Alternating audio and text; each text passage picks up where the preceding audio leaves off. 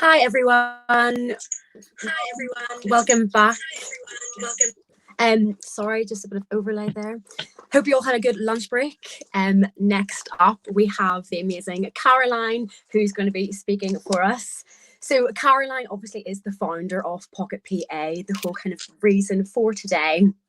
She's going to be giving us some great tips and tricks for managing your small business, kind of giving us a quick overview and demonstration of 3 magic tools that she's used to help support her business, that hopefully you can use to help support your own small business. Now, Caroline has like the most amazing backstory, and she was quite reluctant to talk about herself, but I have really pushed her to win it out of her, so that you can learn more about her and kind of her amazing journey and how she got to Pocket PA. So I am super excited to let Caroline take over. So take it away. Thank you, Rose. Well, it's been a huge pleasure to be able to put today on, because I have been able to work with these, what I call my angels. So yeah, there are 4 that you've all been introduced to today, but there are a few more behind the scenes. But yeah, it's been a joy. And so effectively, Rose has persuaded me to just talk a little bit about my background before I start off on the 3 tools that I'm going to talk about. So to tell you a bit about me, I guess I am a serial entrepreneur. My journey started as a physiotherapist when I first left university, and I trained up and worked in the NHS and had a private practice for about 8 years. And that was probably the last time that I was actually employed, when I was actually in the whole NHS system, and they are doing an amazing job right now, and I don't envy any of them. They've done a sterling job. But yes, it is a different world being an entrepreneur and working for yourself to when you are in an employed role. I then retrained as a mortgage broker, and I know that there's probably not much parity between the 2 of those, and that seems like an odd choice, but I was very interested in finance, and so mortgage broking was something that I could retrain and do. And on the side, I was always having a side hustle. I am a photoholic and I love taking photos, and editing was not my strong point. So I actually set up an online photo editing business as a side hustle.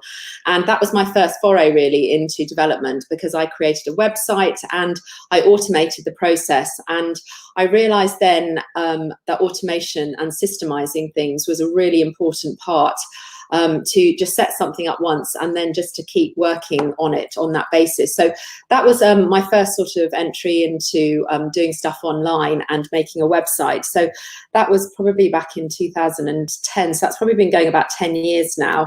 And on the side again, I had another little business called Pancake Passion, which I did with my 4 kids, which was a really fun adventure into teaching them how to just sort of the ethics of business and how the sort of business is structured. So you purchase or buy something, and those are your costs, and then you deliver out a service or you sell something, and then you bring the money in and you deduct the costs from what you've made, and effectively that is the profit, and then you divide it by however many people have been working. And so that was a small venture that we did as a family. And that was a really enjoyable thing that I enjoyed anyway. I'm not sure about the children. But alongside when I had been doing my mortgage broking, I was also building up a property portfolio and working as a property investor and developer. So that was something that I've been doing from the early 2000s when I started to get into property. And I've had that going on in the background since, I say, early 2000s. In addition to that, I became a property trainer and a mentor, and I was doing that alongside the property investing. And I also had the ability to work in a construction and manufacturing startup over in Ireland, which was great. That was a couple of years ago now. But I wanted to really focus today on my main passion, which is software, well, not software development, my app that I have made, which means I am in software development. But just to reassure you, I have not written a single code. I don't have a background in coding, and I think I'm living proof that it is possible to create an app out of that sort of a background. So I'm a huge believer in whatever it is you love, you focus on, and you sort of go straight into it, hook, line and sinker. So that's sort of a potted history of my background. And software development is what I've been doing for the last 4 years, and I can't believe that 4 years have passed. It just seems to have flown. And to look at what we've achieved in that time, at some points it's just seemed so slow, and I felt like I was never going to get there with Pocket PA. And other times it's like, gosh, where has this time gone? It's just really flown. And so what I have now is all come about because of my oldest daughter, Megan Jane. And this is her here, a couple of years ago. And she came home from work one day after she had left school. She was working as an intern in an events company. And Megan came back after she'd done about 6 or 7 months from a holiday and just said, Mum, I want to work for myself. And I was so excited about that whole thought of her being entrepreneurial, but I was having to also wear my parent hat and thinking, oh gosh, that's really exciting, but I wonder if it's just a hobby or just a passing interest. And I asked her what she'd like to do, and she said something in the beauty industry.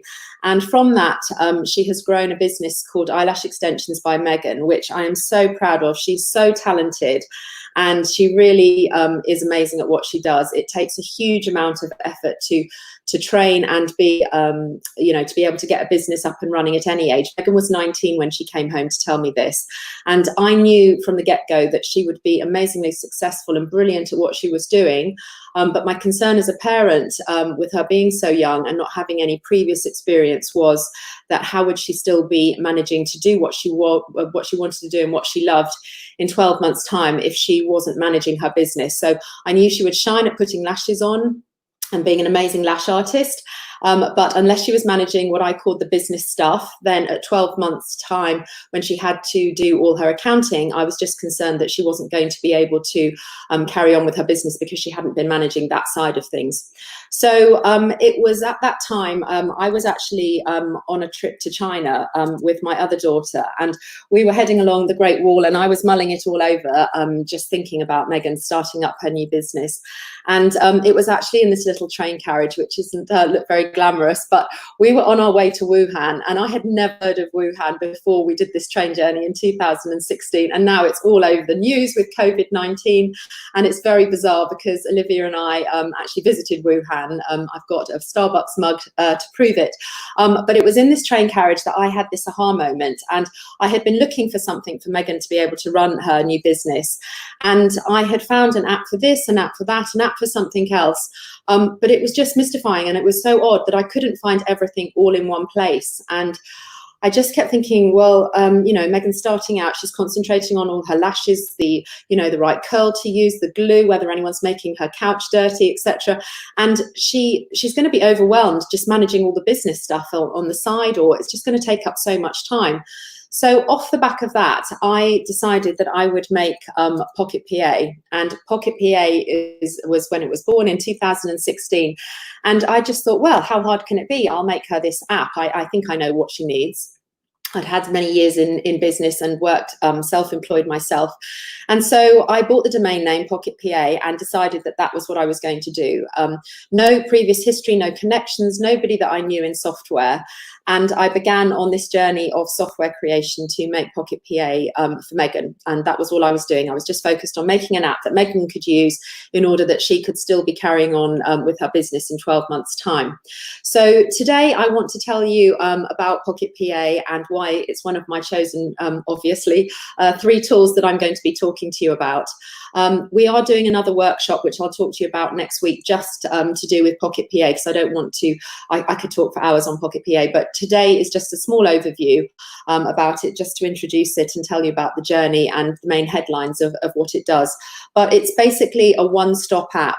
And the ideal user for Pocket PA, solopreneurs, mumpreneurs, freelancers, anyone that just works by themselves. So they're a micro business owner. They will be self-employed predominantly, and they'll be earning under 85,000, and they'll be non-VAT registered. Megan is non-VAT registered, and as soon as you start to add VAT into things, it takes you into a whole new level of complexity. And there is a huge demographic of people that are just working by themselves, for themselves, and they aren't VAT registered. And I didn't want to have screens where you were having to add in VAT, where you were having to take into account, does this price include VAT or not VAT, etc. It just added another level of complexity. So my app was going to be for, you know, for small businesses where VAT wasn't even a factor in them. And it was predominantly focused on the service industry, because that's what Megan was doing. She was exchanging her time for money. She was having appointments, and she was offering a service and seeing clients on a day-to-day basis. And whilst she began mobile, she's now working in a fixed location. A lot of people start out mobile or don't have a fixed premises to work. So my thought process was that it would be for a mobile technician initially, but I then moved it on to work for somebody that was in a fixed location. I'd already been introduced to this idea of systemizing things, and I was really sort of bought on the idea that systemizing and being able to work out a way of doing things once and having a single tool that enabled you to just follow the same process was a really good way of reducing overwhelm. So that was the idea behind Pocket PA, to produce this one-stop solution that was going to manage everything.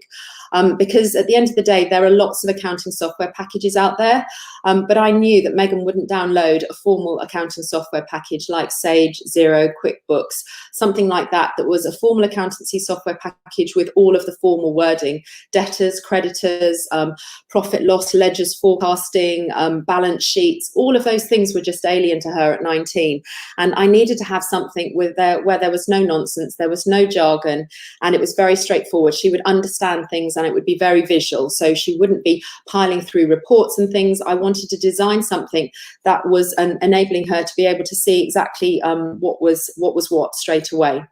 So I created initially a mobile app, and that was a whole nother journey, creating a mobile app.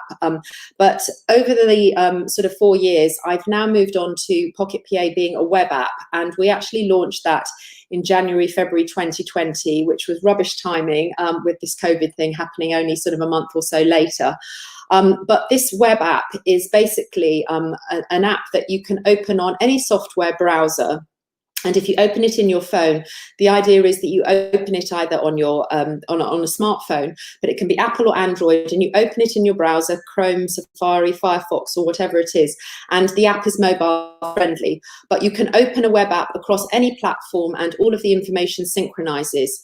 So you just have to be connected to Wi-Fi or 3, 4G, 5G that's coming out, and everything you know, synchronizes across and across all of the platforms, and all of your information and data is stored in the cloud. And we're using Amazon Web Servers, which is one of the most secure and well-known largest players. And so we take the security and that sort of thing incredibly seriously, which is why, even though we're a tiny startup, we've actually begun right from the get-go. I've spent a huge amount on making sure that security and encryption and all of those things are paramount for our platform. We have now got an in-app payment card service, which is hosted by Stripe, but none of that is done in our platform. So Stripe takes on all of that responsibility. And again, I've chosen them because their security and their growth trajectory and the amount that they've put into their business is very secure, in my opinion. And we've sourced a lot, and we've decided to work with them. So I'm making sure that we, even though we're a small player, we're working with really big players to ensure that we are credible, that we've got really good security on our platform. So as I say, we've got a web app, so we do have a presence on the Apple and the Google Play Store, but the idea is that you download, you can download the app, but the main thing is that you register on a web app on the browser, and then you can save your little web app as an icon onto your home screen on the phone, and then it works and operates just like a normal app. So I wanted easy navigation. I said at the get-go, we didn't want anything that was going to overwhelm anyone. So you open your desktop or your tablet, or you can see this on your mobile phone, and straight away you get a summary of data telling you how many appointments you might have that week, month or year, what your income has been that's been paid in that week, month or year, what your expenses have been for that same period. If you've sent out any invoices, it gives you that overview of how many invoices you've sent and what the total cumulative value of those invoices are. That's money that's owed to you. So you need to see that, because you need to be chasing those and making sure that money gets paid to you.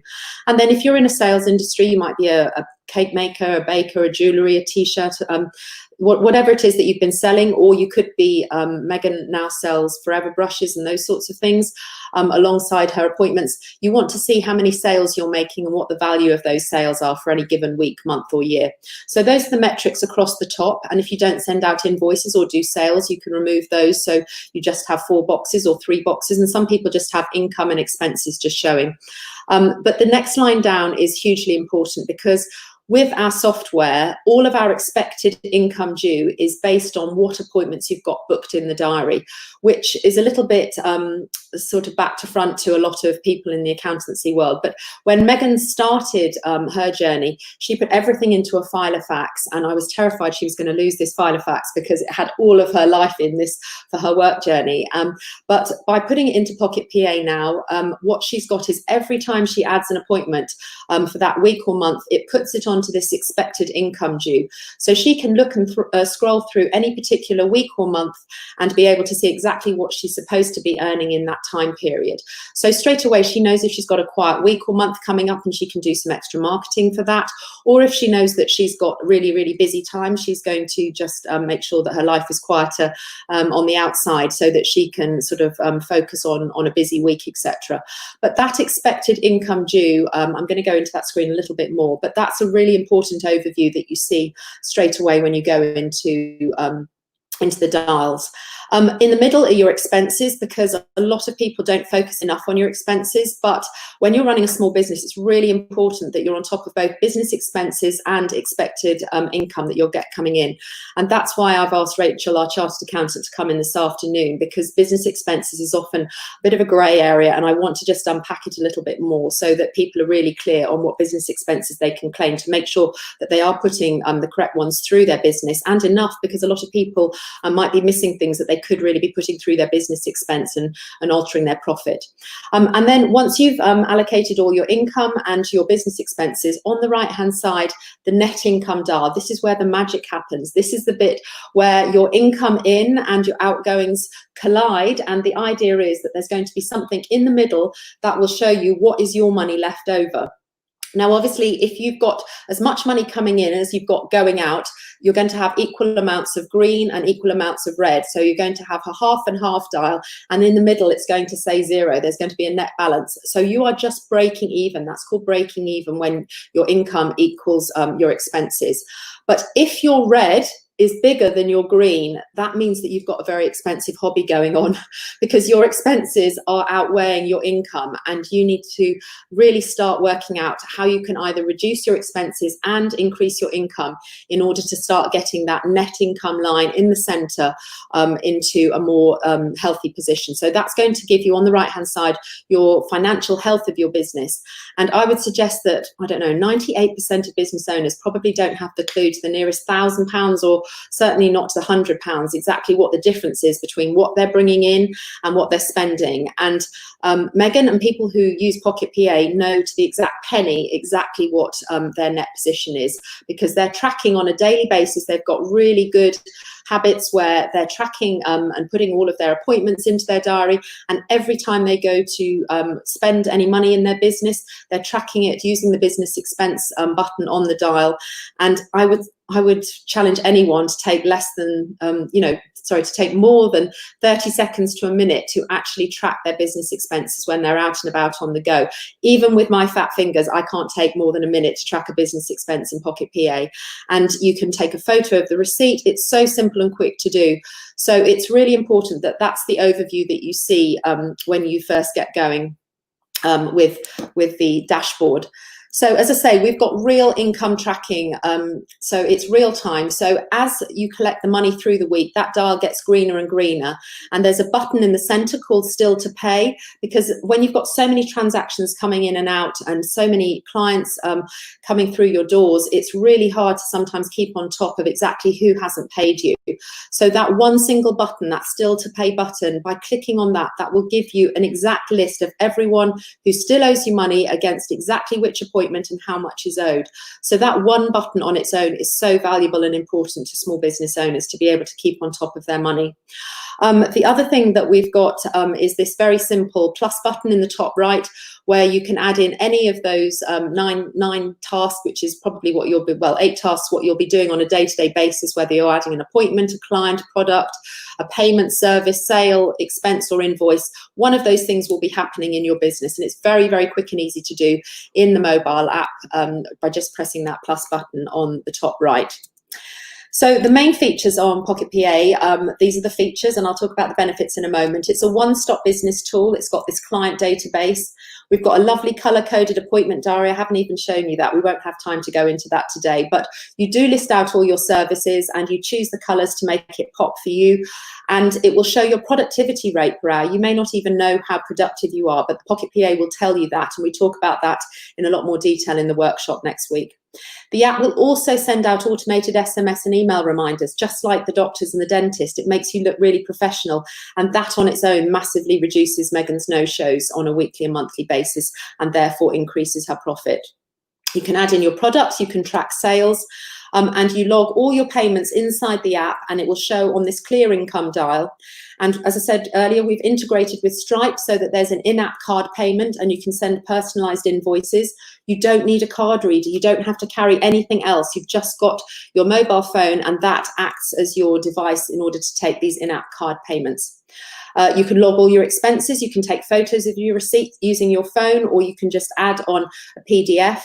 And as I say, it tracks all your expenses, and we've just added a new feature where you can track your business expense mileage.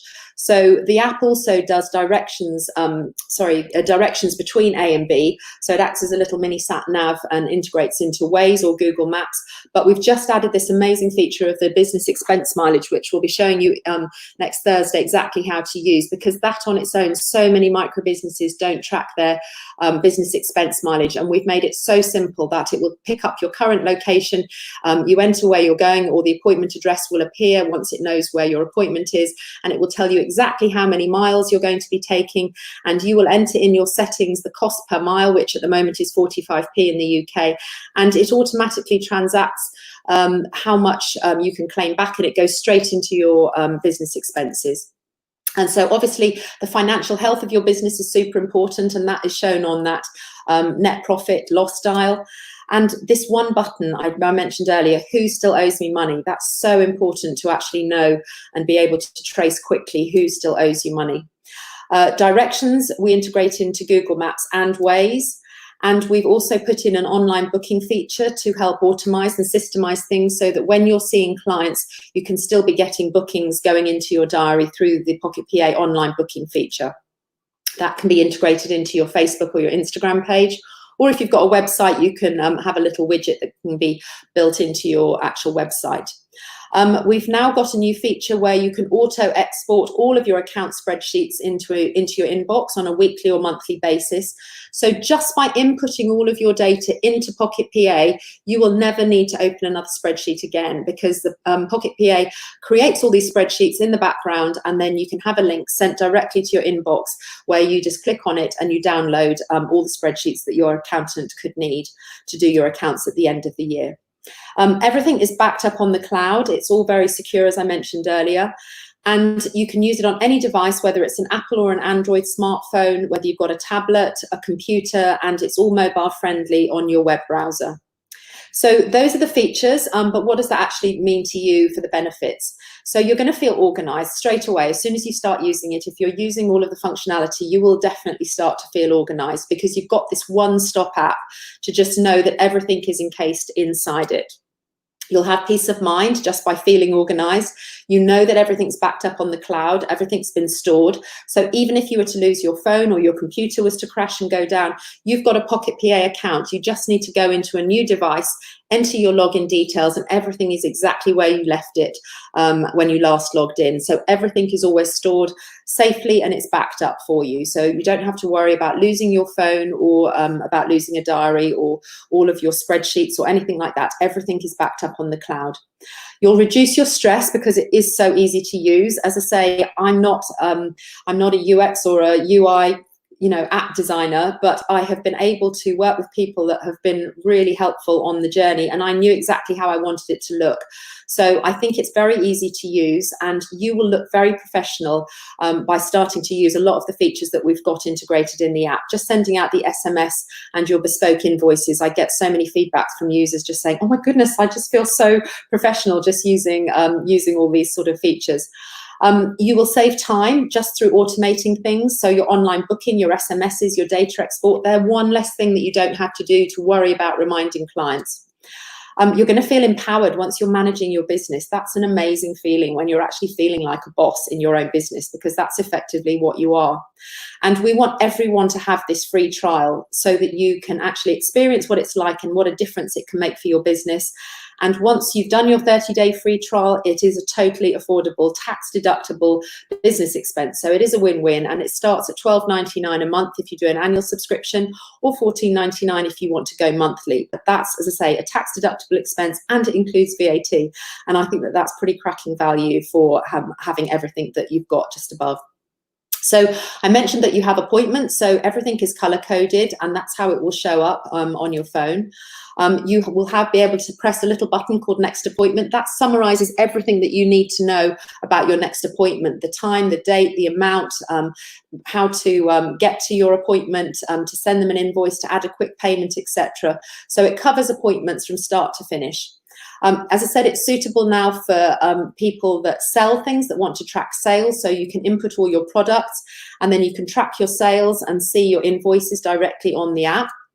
And it gives you this real financial health. So this financial health dial tells you your income and your expenses, and then what you've got is your net position that's left on this line in the middle. And you can set this up to have a look at your week, month, or year, so that you know exactly what your overall position is, and then you can fine tune it for any week or month as well. We've had a lot of press and media coverage when we first got going. We were in Cosmo, we've been on the BBC radio, we won, we were a finalist for a little award locally. We are part of the business incubator group at the University of Hertfordshire. We've had some European Union money, and we won a Woohoo award last year, and we're sponsoring one this year with St Albans Business Community. We've worked with Stanta, who are our enterprise agency in St Albans, and we're a very proud member of St Albans Business Community, which I love being part of locally.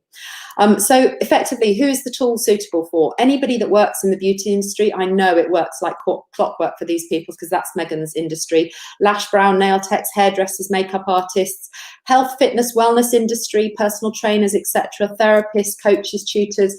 All of these people, there's just like so many. I just don't know where to start by getting the message out.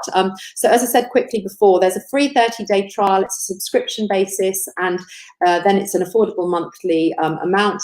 And we are doing a workshop next week where I'm going to go into everything in so much more detail, where you can actually set up your app with us on Pocket PA. So I won't go into any more details, but it definitely is your go-to tool, and I'm very passionate about making it better for the micro business community.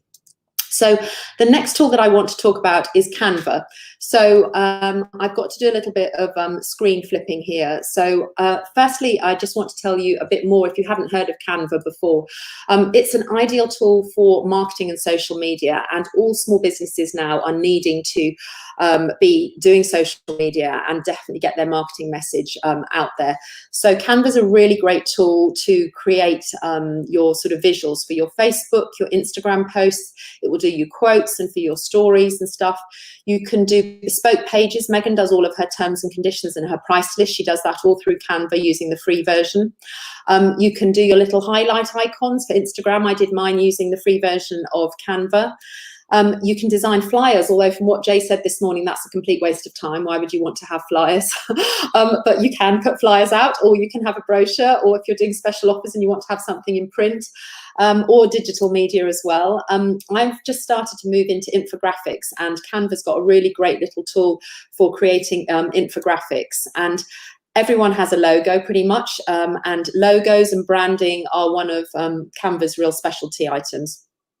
Covers for your Facebook, Instagram and YouTube. Canva automatically knows exactly what sizes each of them are, so you don't need to go sourcing on Google to find out how many by high, by how many wide, etc., because you just press one button on Canva and immediately it starts to create that picture in the correct size for you.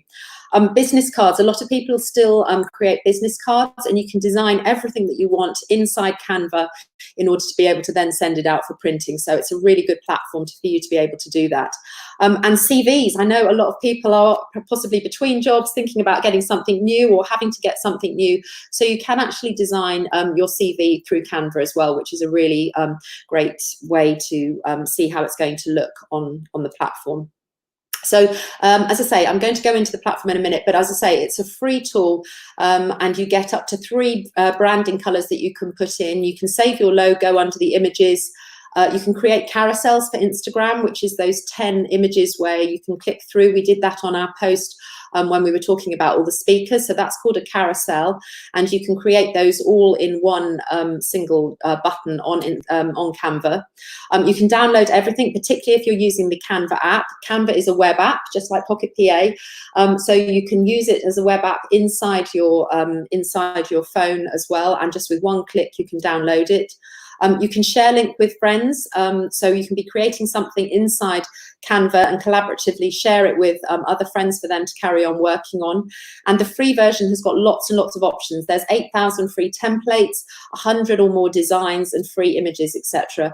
And there is at least a gigabyte. Well, there's 1 gigabyte, not at least. That's a lot of storage space on Canva, and you can have up to 2 folders to separate things that you're working on inside it. You can upgrade for pro access, and if you pay on an annual plan, it works out at $8.99 per month, but you have to pay in one cycle on the billing. But if you want to go monthly, or you want to just do a one-off month, then that's $10.99. And in order to, for what you get for that $10.99, you get to quickly and easily resize the photos by pressing one button. So you can be working on, for example, a Facebook cover, and then by pressing one button, it will resize it into the Instagram size. And that's really handy, that you would have to recreate a new one if you were actually on the free version. But once you're in the upgraded version, you can just press one button and you don't have to start all of your posts from scratch again. Being able to download things with a transparent background is really handy, particularly if you're doing slides or wanting to do overlays and stuff, and you can do that on the upgraded version.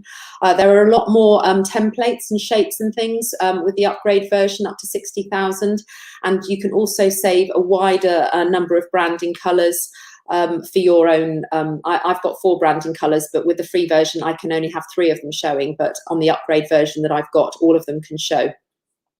Lots more stock images at your fingertips if you want to use stock images, a load more videos, graphics to include. You can actually upload your favourite fonts and logos. So if there's a particular font you want, you can go to Font Squirrel, download it, and then put it back into your Canva account. And there are customizable templates which you can then save, and you get an unlimited amount of folders. So I'm going to do a little quick switch over here. So I'm just going to stop my screen sharing so that I can show you on Canva. So here we go. So hopefully you can see that. So this is my Canva account, and I'm just going to, that should be big enough, I think, for everyone to see. So when you go into your Canva account, you'll come onto the home screen, and by looking here, you can see immediately that there's lots of templates available in social media, personal, business, marketing, education, and all the different ones that are trending at the moment, for example, Zoom backgrounds and that sort of thing. But any one of these, I can spend so much time on Canva. You can just kind of lose yourself in a whole afternoon, especially if you click the discovery button. There's just loads of new things that you can go into and see ideas that other people are doing. So that's a really great place to start if you're wanting to get some more inspiration.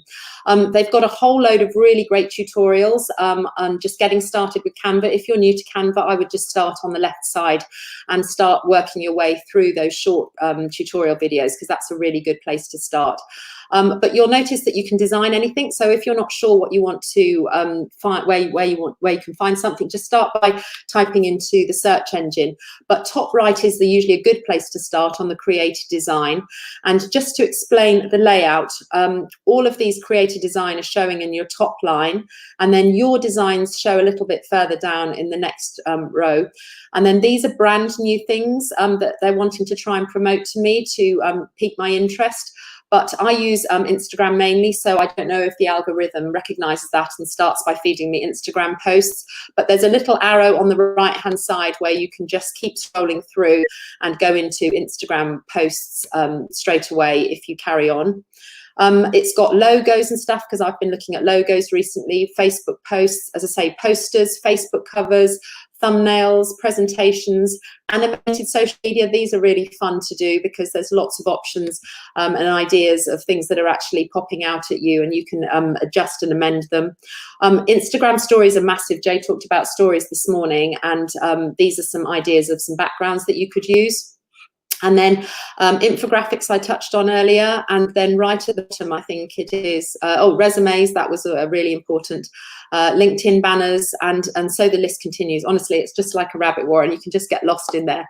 So say, for example, you wanted to look at something, an animated one. If you wanted to just start creating something, it will bring it up onto this little desktop here, and immediately everything is clickable just by hovering over it. So clicking on here, I'm clicking on this blue area, and this little blue color comes up, and suddenly you can just start to change things, and you can start to put, these are my palettes of my branding color, but everything is clickable on it, and you can start typing over it and just choose your different fonts here. So you've got a whole list of fonts that you might have preferences for, and you can change them up here. And so, as I say, everything is clickable and changeable. You can have a whole host of different things going on the left-hand side. These are all sort of your menu bars, and you can upload your own information and logos and things, which you can then add straight onto any of the graphics that you're choosing at the time. On the top right is where you would download something. So you get an option, you can publish it straight out onto Facebook if you're LinkedIn. But I usually always just use this button here to download the video straight onto my actual computer, so that I can then control where I'm going to be using it. I mentioned to you about the resize button over on the left-hand side. So resizing this will ask you exactly how you want to resize it. So if I want to put it into a Facebook post, it will copy and resize it, and then take it into a slightly different measurement, so that you want to then sort of drag and drop this and make it bigger, so that it actually fits in to your sizing for your Facebook window. And then you just can publish it straight to Facebook, or you can just download it.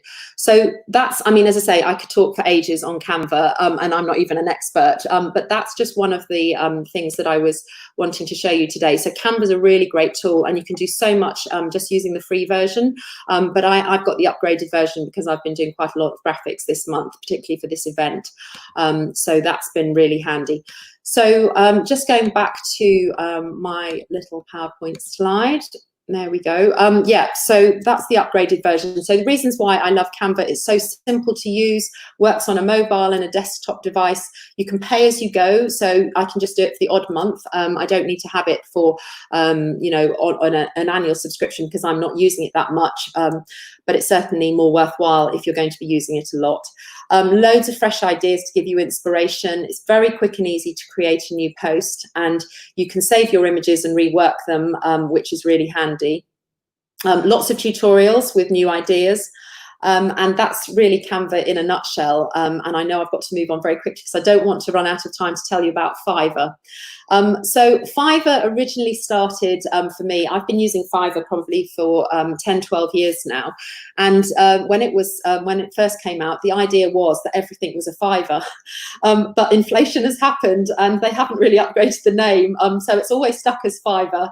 And I think it was $5, $5 US, because everything was based out of America at the time. So when we have a look at Fiverr in a moment, you'll see that not everything is $5 anymore, but it is still very, very good value. And if you've not come across Fiverr before, I would just summarize it as the ideal place for all sorts of affordable help.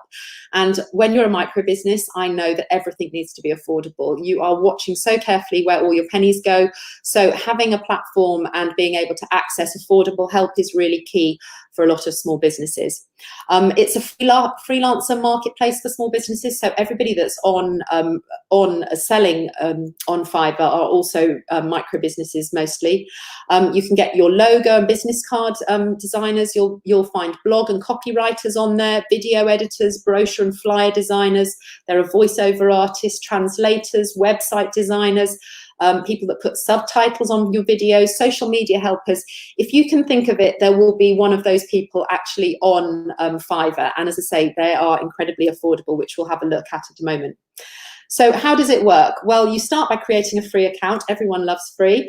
So totally free to start and register for an account. And then you will either post what you want, a request, or you can search in the find box to find what you're looking for. So if you don't have a lot of time to be going through all of the finding part, just put up a spec of exactly what you're looking for, and people will effectively say, I can do that for you, and I'm going to charge you X amount. So, for example, if you want to find help with a video, you would put video help in the services box, and then it will start to filter it down. And I'm going to show you that in a moment. The filters are very comprehensive and easy. There are category, service options, seller details. You can put your budget in. It will give you delivery times. And then there is a pro service, which is a little bit more expensive. So that might be something you want to explore yourself. And you can also specify if you want local sellers. What I tend to do is once I'm looking around, I shortlist 3 to 5 people, I check out their ratings, I look at reviews relating to their work and examples of their work to see if it matches with what I'm looking at. I also see how many orders they've got in the queue, because that might tell me how long I might have to wait for my order to be processed. Sometimes if you're not time sensitive, then it's often a good sign to see lots of queues in the orders in the queue, because that means that they're probably very good at what they do. So don't let that put you off, especially if you're not in a huge hurry. I always compare their packages. They offer usually a basic, a medium, and a sort of a all bells and whistles one. And I will save anyone that I have seen straight to my favorites, because I can tell you, when you're looking at loads and loads of different ones, it's so easy to just lose track of where that person was that you were looking at 10 minutes ago. I would type out a brief, a job spec for what you're wanting doing. Just include as much detail as possible, things that you do like and things you don't like. That's almost as important, that they know what sort of styles you don't like. And then I contact each one that I've shortlisted and copy and paste that message into the box and ask about revisions, because they're not going to get that right for you first time on the order. So it's really important that they offer revisions, and I usually look for somebody that will offer more than one revision. Obviously, you don't want to be endlessly asking them to just keep adapting it, but you do want to have somebody that's going to be offering revisions on your work. You will also can review the seller's responses once they've answered your contact, and then you can decide who you want to work with. And then once you order, you press the order now button, the job gets started, you copy and paste your brief in again, so that's why it's a good idea to just have it saved somewhere. You deposit the monies, you can do it on a card or PayPal, and then Fiverr look after that money until everything is finished. So as soon as you've deposited the money, the job gets started, and then you await the delivery, and they will tell you beforehand exactly how long before they deliver it. And then once they send it back to you, you can review the work that they've done for you, whether it's a graphic or a video editing, or they've done some copy work writing for you. They will then do the revisions that you need. They'll rework it, and then you look at it again. If you've got more revisions, you can go backwards and forwards until that's to your satisfaction, and then you approve it. And then once it's approved, the monies are released from Fiverr to that person, and the watermark is removed from whatever work it is. And within nanoseconds, they will ask you for a review because they are very sensitive to people's feedback, because that's basically how people choose them on Fiverr. So I'm just going to quickly go in to show you exactly what the Fiverr screen looks like, just so that you've at least been orientated on it. So if we can just, I'll open that up. No, is that the right one? Yeah. So this is the Fiverr platform, and all along the top here is where you can see all the different things that people offer. And there's just there's, like, as I say, you can go down a rabbit warren with all of these. So say, for example, this one here, they're going to do logo design. If you click on this one here, you'll be able to see an example of some of the ones that they've done. On the right hand side here, you'll see the basic, standard and premium versions of what they can offer, and you can compare all of those packages. And then you can contact the seller directly using that button there to be able to chat backwards and forwards. All of their reviews are listed at the bottom, and I would spend quite a bit of time just going through and looking at them. And then if you want to shortlist them as one of your favorites, you just save them here using the save button, and they can be one of your favorites that you can find and go back to. I'm really sorry I don't have loads of time to be able to go into this, because, as I say, just like Canva, I can spend ages here, and you can go down you know, a whole afternoon just having a look. But it is a really great platform, and they start from really good values. You see their basic package here. They're obviously a top seller, and they're starting at £46 for a logo design, ranging right up to their premium version, £159. But they are good value, and as I say, you can shop around and put pricing in when you're actually looking for something. So you can go in and actually specify under sections once you start to find a service. So, for example, if you're looking for something under social media, you can specify here your budget, so that you can filter these down. You can specify what sort of social platform, social media you're looking for help with. So all of these filters are the ones that I was referring to that you need to go in and have a look at. But that's just a little overview. As I say, that's Fiverr in a nutshell, and it's just a real small view of it. So the reasons that I really like using Fiverr: simple to use, lots of choice and availability. It's always great to have an extra pair of hands that are affordable. You don't have to have any commitment to rehiring, so there's not any long-term contract. It's just contract by contract basis. You've got experts at your fingertips, and as I say, it's a free to get the account. You can spend ages just sifting through and looking for somebody to help you, whatever area it is. You're going to be amazing at what you do in your small business, so you're not expected to know how to know everything about video editing and subtitles and creating blog copy or setting up a website. Use somebody that is experienced in that area. It will save you loads of time, and this is an affordable platform to use. You're protected via the platform for the delivery, so if somebody doesn't deliver, your money is safe.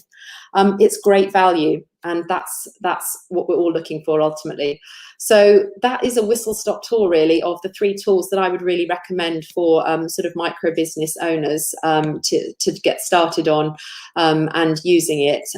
But yeah, so Rose, was that a quick enough sort of overview? Sorry, it was a bit of a whistle-stop tour, wasn't it? No, that was so good. It was so good to learn about those 3 tools. Obviously, this day is all about Pocket PA, but it's really great to know about those other tools that you use. So I'm definitely going to check out Canva after this. Hopefully make some interesting kind of designs and things. Yeah, exactly. That was really, really insightful. Thank you for letting us know, and obviously thank you for telling everyone about how you got to where you are. I think your backstory is incredible, and it's really inspirational. So I do have some questions. Yes, fire away. Okay, so first of all, I think it would be really interesting to know, as a parent yourself, obviously you made the app because of Megan. So what advice would you give to other parents whose children might be in a similar situation and they want to, go into business themselves? How can, as a parent, you best support someone? Obviously, not all parents are going to be able to make an app for their child. But, that was a crazy idea. That was a very odd thing to do, wasn't it?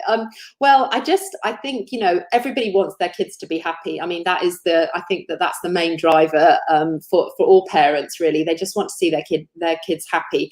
And that was what I wanted for Megan. She didn't want to go to university and she didn't want to work for someone else. So I just really wanted her to excel at what she did. So I think for any parent, it's important to support their kids in looking to find what they're good at. But for anybody that is just not happy in their own job and they believe that they've got a calling for doing something and want to work for themselves, I think it's so important to be able to find a passion, something that they're really aligned with, because I think the second that you start working on your passion and really can concentrate your energy starts to shine and expand, and the world needs more people who have got their energy shining and spreading out into the world. And once you find what you love and what you can do well, you will never work another day in your life. And suddenly Monday morning it doesn't roll around and you just think, oh my God, I've got to be at the office by such.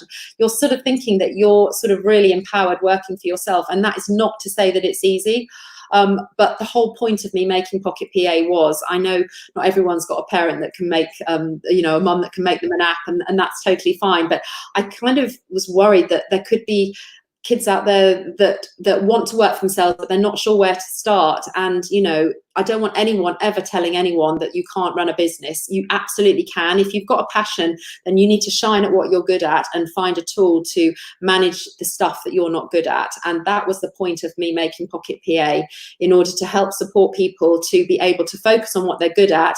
And, as Tina said this morning, a lot of creatives, a lot of people that have got those, skill sets to work in the service industry aren't particularly, hung up and loving admin and numeracy and doing all of their account stuff, which is exactly why Pocket PA is so useful, to just be able to have it on the go. And it's creating habits, good habits that support you in your small business, that you can use every single day, that just becomes second nature to just have that tool, and it just comes out on such a regular basis for you. And it's just like that second pair of hands that you don't physically have, because you haven't got the budget to be able to afford a virtual assistant or a personal assistant or secretary, but you've got this little tool in your back pocket. And that was the idea between Pocket PA.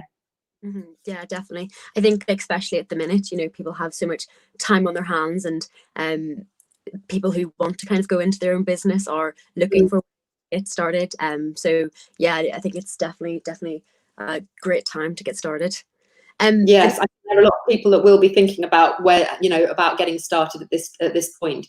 Yeah, that kind of leads into my next question. So the next one would be, do you have any tips for people wanting to work for themselves, or any advice for someone who, kind of wants to make the jump but isn't too sure, or, has doubts?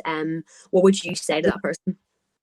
Well, if they're in an employed role at the moment already, I would suggest that they really get going in sort of as a side hustle. And when Megan got started, certainly for her, she kept on her internship role, and she was working all day in her main role, and then she was doing evenings and weekends in her lash business.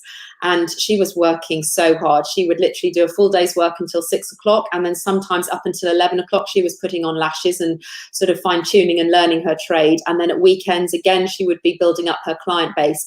And it took her, I don't know, 3, 4, 5 months before she was really in a position where she was confident that she was going to be able to replace her income, to give up her day job and take that jump and that leap of faith. Not everybody can, do that and has a job that they can do as a side hustle and build it up in that way. And other people are having to be on the front end and sort of make it work very quickly straight away. But if you have got the luxury of being able to sort of build it up in the background until you have that confidence, then that's a really nice way to be able to move into being self-employed and getting your business up and running, because then you can kind of see if you've got longevity, if you actually really are enjoying it as much as you think you are. And, certainly when you're in a small business, not every day is roses and sunshine. I mean, I don't love making my app every single day. I still have some rubbish days, but I absolutely know that I'm exactly in the right place. And this is the first thing I think ever that I've been doing that I feel really aligned with. And I've done quite a few things in my time now, as you've seen from my journey.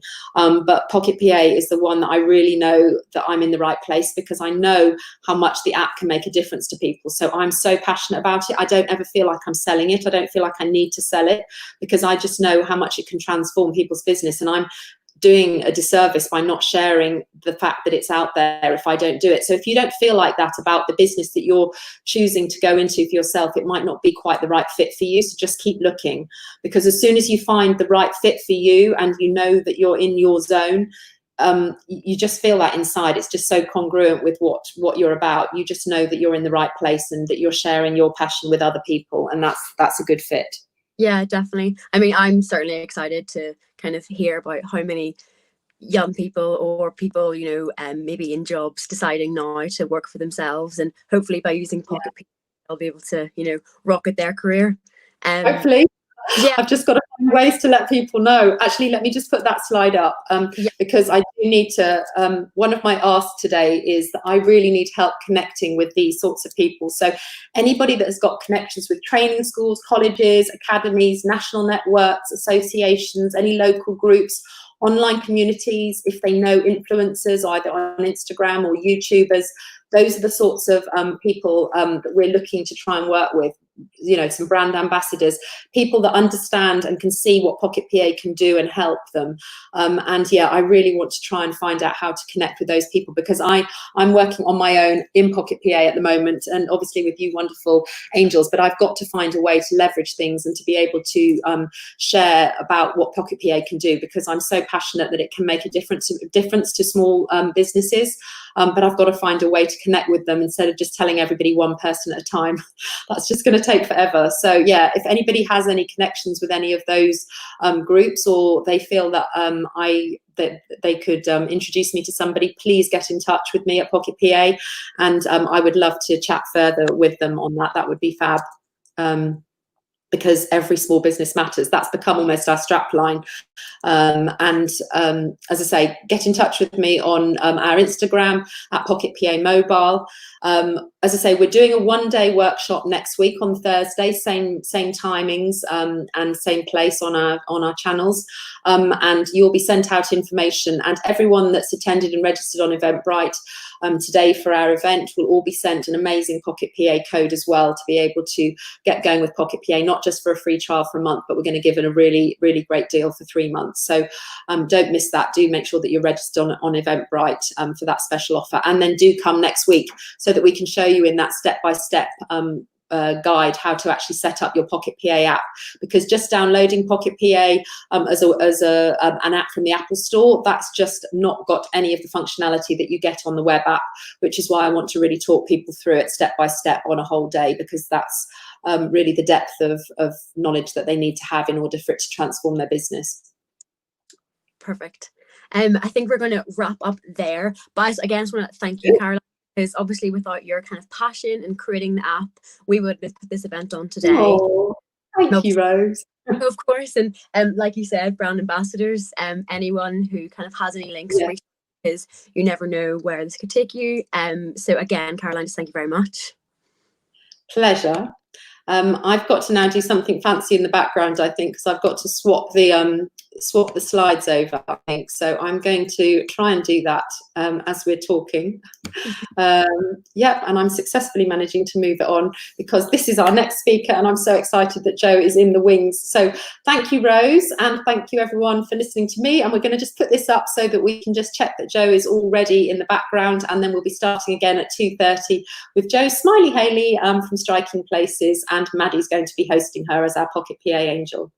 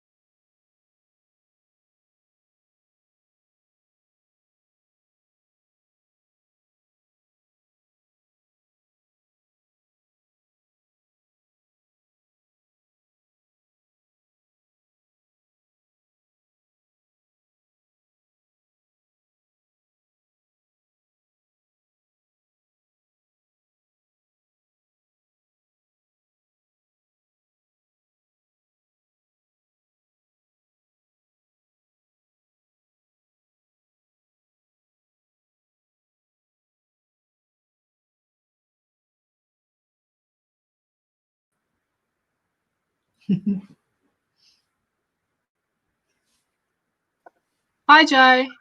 Oh, hi. I couldn't hear you. I thought it was me. I forgot to unmute my microphone. How are you? Yeah, good, good. Good, cool. So for the next hour slot, we've got Joe with us, or more commonly known as Joe Smiley Hailey. And just to clear up any questions that anyone might have about her nickname, it's literally just because she smiles all the time. So Joe's a managing director of a specialist 360 photography business called Striking Places. And what they do is they provide 360 virtual tours, which really helps to improve the business and to help them stand out, as well as improve their ranking on Google. So they offer everything from tours in conference centres to shops, and even a tour of Westminster Abbey, and more recently introduced a virtual house tour. So the way it works is you can basically see everything that you could if you were there. So you can zoom in, you can zoom out, you can turn around, you can have a doll's house view. And another option that they're more recently offering along with the house tours is to have a virtual meeting, so in which you can ask questions about the property as if you were literally there yourself. So I'm sure, as all of you can imagine, at a time like this where social distancing is being social contact is being really limited, it's an absolutely brilliant idea, and it's really helped a lot of businesses. I know Joe's been super busy at the moment, which is obviously great for her business, and we just wanted to say a huge thank you for taking the time to do this today. But basically today Joe's going to be talking about Google My Business, and there's really no better person to talk about this than Joe, because she knows everything there is to know about how to stand out as a business and how to optimize your chances in a Google search. So Joe's going to be touching on how Google My Business can benefit your business, why photos are so important for your business, and the latest features of Google My Business. And we're even going to set up a Google My Business for a lovely lady called Nina. And if you've got any comments, please do leave them in the comment box, and we'll go on to them at the end. But without any further ado, over to you, Joe. Hi, Maddie. Thanks very much for having me on. It's been a lot of fun leading up to this. I hope it's all be really useful for everybody. I don't know if you want to just jump straight into the presentation. There we go. Oh my God, it's like magic here. Okay, so yeah, I am Striking Places Photography, and as the strapline says, putting your business on the map. So I do that with Google Street View inside, and that gets put onto your Google My Business listing, which you're going to find out quite a lot about today in this little session.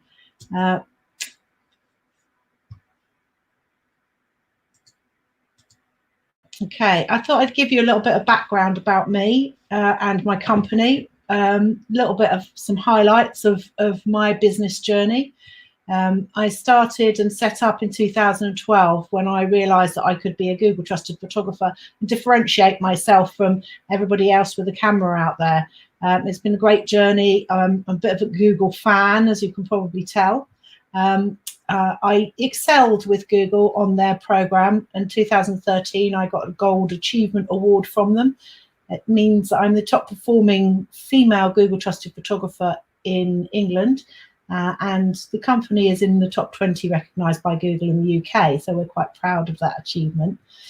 Once we'd learnt our trade and we'd got awards for it, QuickFit approached us to expand Google Street View inside their location-based businesses throughout the UK. I was lucky enough to extend Street View inside all of their centres that had been refurbished, from Inverness down to Penzance and all the cities in between in the towns. You'd be surprised how many there are.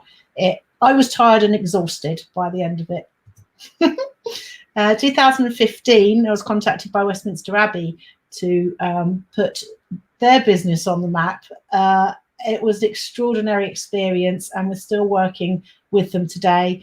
It's fantastic. Yeah, just go and have a look. There's a story about it on Striking Places website, so it's pinned to the top of the tours page if you're interested to find out a bit more about that. And there's a bit of a personal story that goes with it for me too. It was really lovely. I grew up in North London, so I was really thrilled when I also got to extend Street View inside Alexandra Palace. I grew up in Crouch End, and my house backed onto the park, which is where we used to go play as children. And 2017, Group 1 Automotive came over to the UK from the States and started buying up lots of the automotive dealerships throughout the Southeast. That kept me very busy that year. So you will see that the lots of the virtual tours that I've created do involve cars. 2018 was when we introduced the 3D virtual tours that Maddie was just talking about. They are amazing. They are so whizzy and fantastic. We're having great fun with them for location-based business, and also now are working with estate agents. We worked with TUI as well. So last year we delivered about 200 virtual tours throughout Europe and even as far as Mexico. That was fantastic. I know it sounds like paradise to work in all those locations, but believe me, it was hard work, I promise you. I probably swam 3 times during the 2 months I was jetting around. Yeah, it was hard work, but I like hard work and it was fun. So 2020, we had some astounding news as we started coming out of this situation, when the housing minister, Robert Jenrick, announced to the estate agents that they should start viewings, but do it virtually in the first instance. So I was over the moon with that. You can imagine, as a small business, doing a happy dance, having the government telling a whole sector that they needed to call me, which they have been. So I am now working quite busily with commercial and residential sales and lettings. And also, as Maddie mentioned, we are doing virtual viewings, which is like a video conference for up to 4 people in a 3D space. So to talk about suitability for renting or buying that property. So that's a bit about the background for me. I do get invited to the Google Street View Summit every year. I'm one of only 200 Google Trusted Photographers throughout the world who does that. I'm absolutely delighted to have been invited from the beginning. We started off in Amsterdam in 2016. We went to Tokyo, which was a flying visit for me. I didn't get to take all the pictures of the bright lights as I would have liked to, because I went straight on after that to do a charity walk up Machu Picchu. So we went from one side of the world to the other. All in a good cause, though. San Francisco, I definitely left my heart in. It's an amazing place, and it was so cool to be having lunch in the middle of the conference on the terrace outside of the Google office with the Bay Bridge going off into the background. I did a little shout out about that recently. It was very, very cool. Last year, I was absolutely delighted, as you can see, that the Street View Summit was in London. So I got to host all the people that I had met in my hometown, and they even a couple of them stayed with me. So that allowed them to bring their wives with them. So we all had a really good time. I got so excited that they used me in the intro. I'm going to try and see if this is going to work for you guys. This is what they captured of me. Welcome to the Google Street View Summit 2019 in London. Just a little bit of fun there. So I need to try and share that a bit again, don't I? Here we go. A little bit of tech. Oh, yes. I don't know where it's going to be this year. We don't think it's going to happen. We're all chatting to each other online, saying how we're going to miss it so much. So thanks for that, COVID. But hopefully the 5th year to 2021, we'll come back, and who knows where it'll be, somewhere equally exciting. Okay. So I thought I'd share with you some big numbers. We all know Google and we know it's massive, but I thought it'd be useful for you to just imagine how big it really is. I've been doing this presentation. So this presentation is something that I do at networking. As you know, I'm very busy, so I haven't been able to do something really specific for today. I hope you find it useful anyway. And I tend to update it. So first time I did this, it was 1.2 trillion searches per year. It's 2 trillion now. I didn't have time to do much research leading up to this. I'm sure it's increased again. We've got 5 billion views watched on YouTube, another Google product, every single day. These are huge numbers. This is a massive, massive organization that you do want a little piece of. So 5 billion Google Maps apps downloads. That's where I upload my imagery for Google Street View inside. We've got a little percentage of those people around the world in the UK, so 67.8 million people in the UK at the moment. And here's a little glimpse of the impact my business is making. And I've been counting over the years, over the time I've done this presentation, and you can see how the numbers have gone up. It's kind of exponential. I add more photos every time we publish some, and these get measured by Google. Local businesses, you can see there's all sorts of businesses on here. And this is how many Google searches there are per second. I did just update this one. You can see there's a website that does that, and you can actually see the real-time numbers happening. So we want some of this action, don't we? All these big numbers, what does it all mean for your business? Let's narrow it down a little bit. We can see that 80% of people search online before purchasing. You know, you do it yourself. 78% people consider businesses well established and trustworthy if they can be found online. So you must be there if you're a small business. If you're any business, you need to be online. And when searching for businesses, consumers use mapping products 44% of the time. So you're likely to shop for something locally on maps because you can see exactly where it is in your neighborhood. Okay, so this is what you can do to help your business. Some of the SEO experts at the moment are saying that having a Google My Business listing is just as important as having your website. And the good news is it's free. So if you go to that URL, you can create your own free Google My Business listing. And what does it do for your business? Well, there's a home tab, of course, where you put all your info. You can see it's easily editable. It's really easy to use once you get in there. You can turn messaging on for your Google My Business listing. So when you have the app in your hand, you won't miss any messages. People really are using this as well.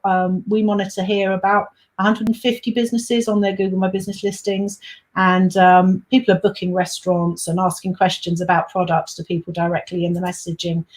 There we go. There's someone messaging me there. You can see who your customers are and people can follow you. These are all being rolled out. They're new and being rolled out. So you can put posts on there like you do on social media. So I'd encourage you to do the same posts that you do on social media and you can add photos. They love photos. Okay, they add reviews. You're aiming to get 100 reviews. So every time someone yeah, sorry about that. Someone's ringing on my doorbell. I'm hoping someone's going to get that now. Okay, so get reviews. So every time someone comes, you get a review link as well, which is really useful. All of these things have been developed, and they're promising to develop this platform on into the future. Of course, I wouldn't be a bit remiss of me if I didn't mention that the Google Virtual Tours can be found in there. So clicking the get started button will send out a message to your local Google trusted photographer if you've got a location-based business and allow you to get a quote and find out what it's all about. Okay, and really, really great thing is the insights, because it will tell you exactly what words people used to find your business, which can then inform the words that you use to write your blogs and your news posts and your pages on your website. And that in turn will increase your SEO. So it's really, really powerful tool that has all the information on about your business, and it gathers information from all over the place. Okay, so Google My Business latest features, not as current as I'd like them to be because I've been a little bit busy, but you can add a profile short name so you can identify yourself. Obviously mine's at Striking Places. You can add your own. And you can get your review link, as I just mentioned. Okay, here's a top tip. I ask your customers to add photos, good photos to your listing. This is a listing for Browns in Birmingham. I wasn't working for Browns in Birmingham. I was taking my daughter for lunch for her birthday, and I just thought, do you know what? I'm going to pop a picture up there because we're having such a lovely time and this food looks so great. Hey, look what I've done for Browns. I've attracted 1,600,000 people to look at their Google My Business listing. So that's how powerful this can really be. It is really, really incredible. Okay. So I always mention photos. Obviously, I'm a photographer first and foremost. So why are photos so important for your business? Of course, they represent your business and they're often the first impression people get of you. They help you build your brand and your credibility. It has to be a good professional photo. Otherwise, people don't think so highly of you. Photos tell the story of your business and your brand. You can have your photos styled in a particular way and keep that consistency across your brand. They create a message and they communicate instantly. You know, a picture says 1,000 words and more. It's a fantastic thing having a photo. Photos help your clients to recognize you, who you are before you meet them. So brilliant, especially like meeting people online as well. Have photos of you and your team on your website, and they help you get found on the internet. You always have to add your alt text on your photos, and people search for photos as much as they do for anything else. So get your photos tagged in there on the internet. And of course, it paints 1,000 words, as I just said. Okay. So this was my last year's amazing 12 months of photos. We're already bounding through this year. And this is a little video I'd like to share with you. I wanted to share one that they're about to release, but I don't have access to that yet. So this is the one I did at the beginning of the year. Oh, I thought I was going to. It's just not changing. Hold on, bear with me. Let's do this. Here we go.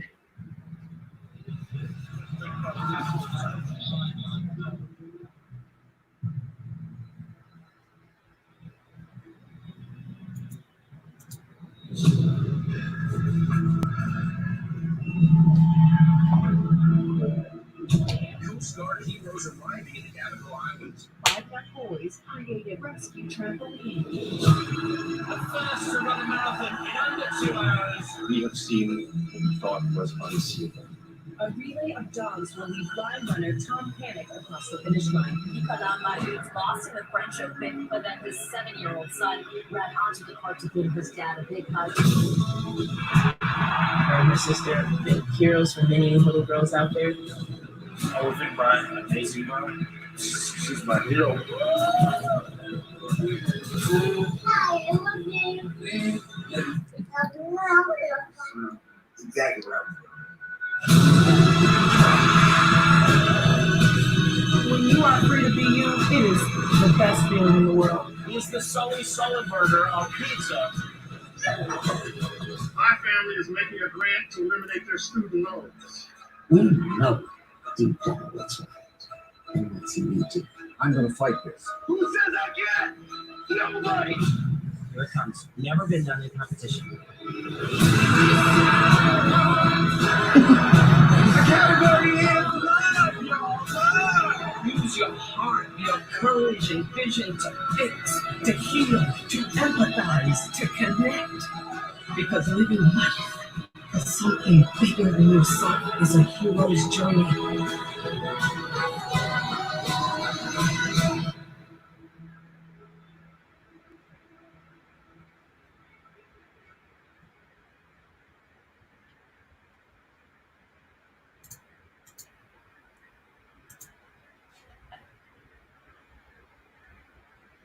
So, has everyone got a tear in their eye?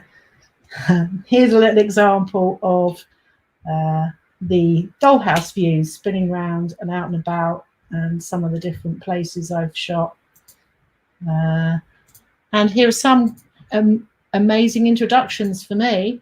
because this is meant mainly for my networking group's presentations, this is the end of my presentation. Thanks for watching.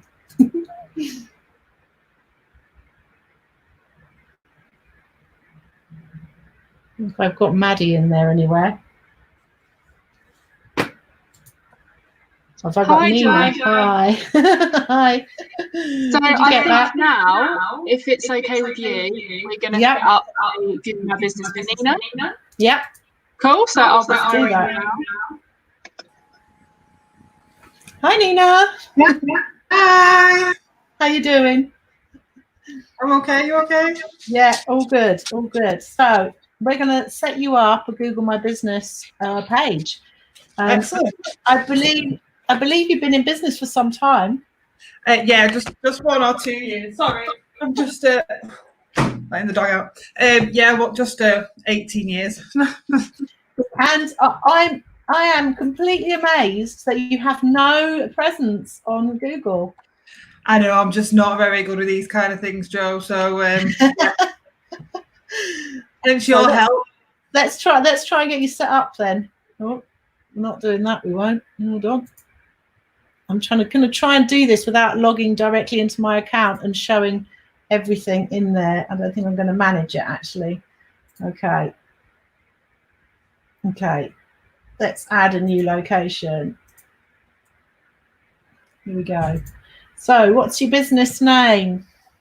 Nina Nicholson Beauty Limited.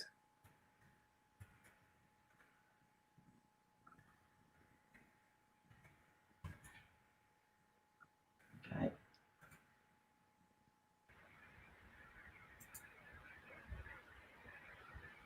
This is how easy it is. Oh, business category. You are a beautician. Yeah, beauty salon. Beauty salon. There we go. You should use your main category and try not to water it down too much. So we'll call you beauty salon, and that's what people will find you for. Okay. This this location will show up on Google Maps and search when customers are looking for your business. Yep. You want to add a location, and people come to you, don't they? They do, yeah. Yeah. So often what people are worried about is if people don't go to them, that they'll still be showing on Google Maps. Well, you will be showing on Google Maps, but you won't have your address showing. But we, in this case, we want your address showing because we want people to find you. Okay. What is your address? 23. Yeah. Tenbury Drive. Tenbury. Yeah, Tenbury.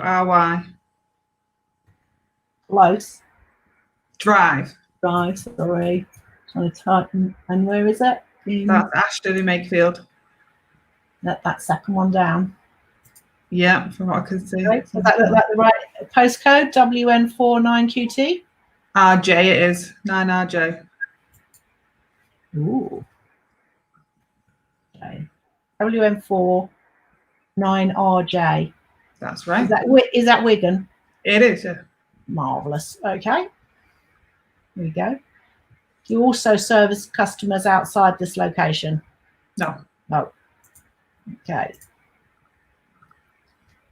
And what contact details do you want them to show? So you've got a phone number. Yep. 07887 843 843 888. Lots of eights. And your website URL? Oh, I've not got a website. I have had a one. website. No, yes. You hate me for this as well.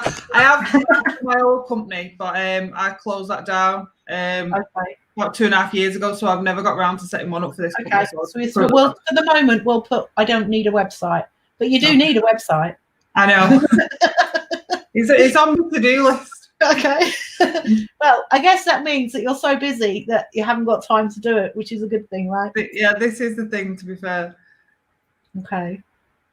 So have you always had that phone number for your business? You don't have like one for the a fixed line, a landline? No. Okay. Okay. So I think I was hoping that they would identify your phone number, but they're not going to. So I'm going to get them to send you a postcard. Okay. I guess that's your name, right? Yeah. So they're going to send you a postcard. It'll look like a circular, but it will have your name on it, because I've just told them to put your name on it, and it'll arrive within the next 4 days. There you go, whoosh. When it arrives, get in contact with me. I'll verify it for you, and then I'll send. I'll add you as the owner of the page and transfer it to you. All right. Okay. It will show us the. There we go. What sort do you? Which ones of these do you do? Do you do body waxing? It's quite blurry to me, Joe. I can't see. You'd have to read them out. I do tanning, nails, lashes. So I read what they've given us here. Body waxing. No. No. Hair extensions. No. Hairstyling. No, not hair. Pedicures. Yeah. Manicures. Yep. Makeup services. Yep. Tanning. Yep. Okay. You can add some more after this, but I'll just select those ones and we'll carry on. Yeah, that's fine. It's all editable. After it's initially set up, you can go in and customize it completely. So adding a business description, what would you say is, just a short sentence really to describe it? Well, I do nails, tanning, lashes, brows, makeup. Tanning, nails, tanning, makeup. What was it? Something else you mentioned that we didn't have in the categories? Lashes, Russian lashes, classic lashes. Lashes and another one, and we can do it. It's up to 750 characters in this box. So brows. Okay, and we can go back in and change that later and enhance it. Write a really good piece about it. So photos, I happen to have already have some photos. By magic. Yeah, like as if by magic. Yeah. So I'm just going to add. It's not going to do. Okay. What was it want me to do? Oh, brilliant! Look what I've done there. I've broken it. I'm pretty sure I saved it. Okay.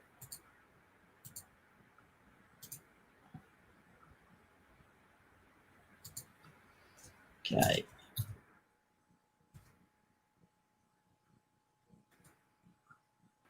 There we go. Now we're actually in the page. So this is what it will look like. So we've set up the shell of it, and here this is how we'll put photos up. Have you got a logo? Yeah, I think I've sent you a copy of the logo. Oh yes. Okay. It might be the watermark version actually. I've sent, but okay. Here we go.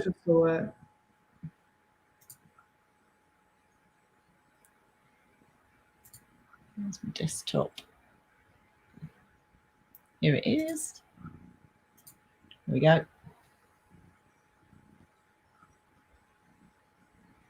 I'm just conscious that I should be looking this way to everyone.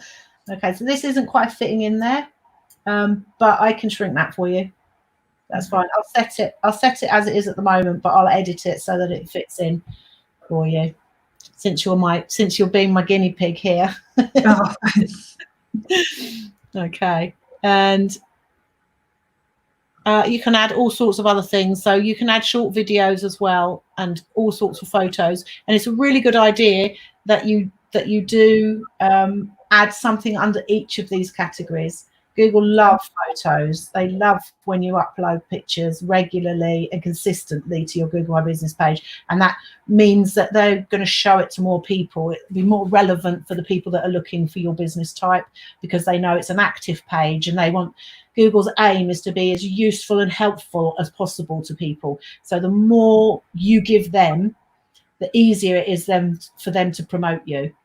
So if you bear in mind what their aim is, if you help them to achieve that, then they'll love you and they'll show you to more people, and you'll get more customers, basically. Okay. I think I've got post photos. Okay, I've got some more here, haven't I? There we go. Let's add these. Yeah, and then by the time you've filled all of these things in, there are some things you can't do until it's verified, but if you do absolutely everything you can do before then, by the time it's verified, you just do little tiny changes and everything will be good. Have you got any interior? I can't remember what. I think it's all at work, isn't it? Stuff. Yeah. No, there should be a couple of interior ones as well, I think.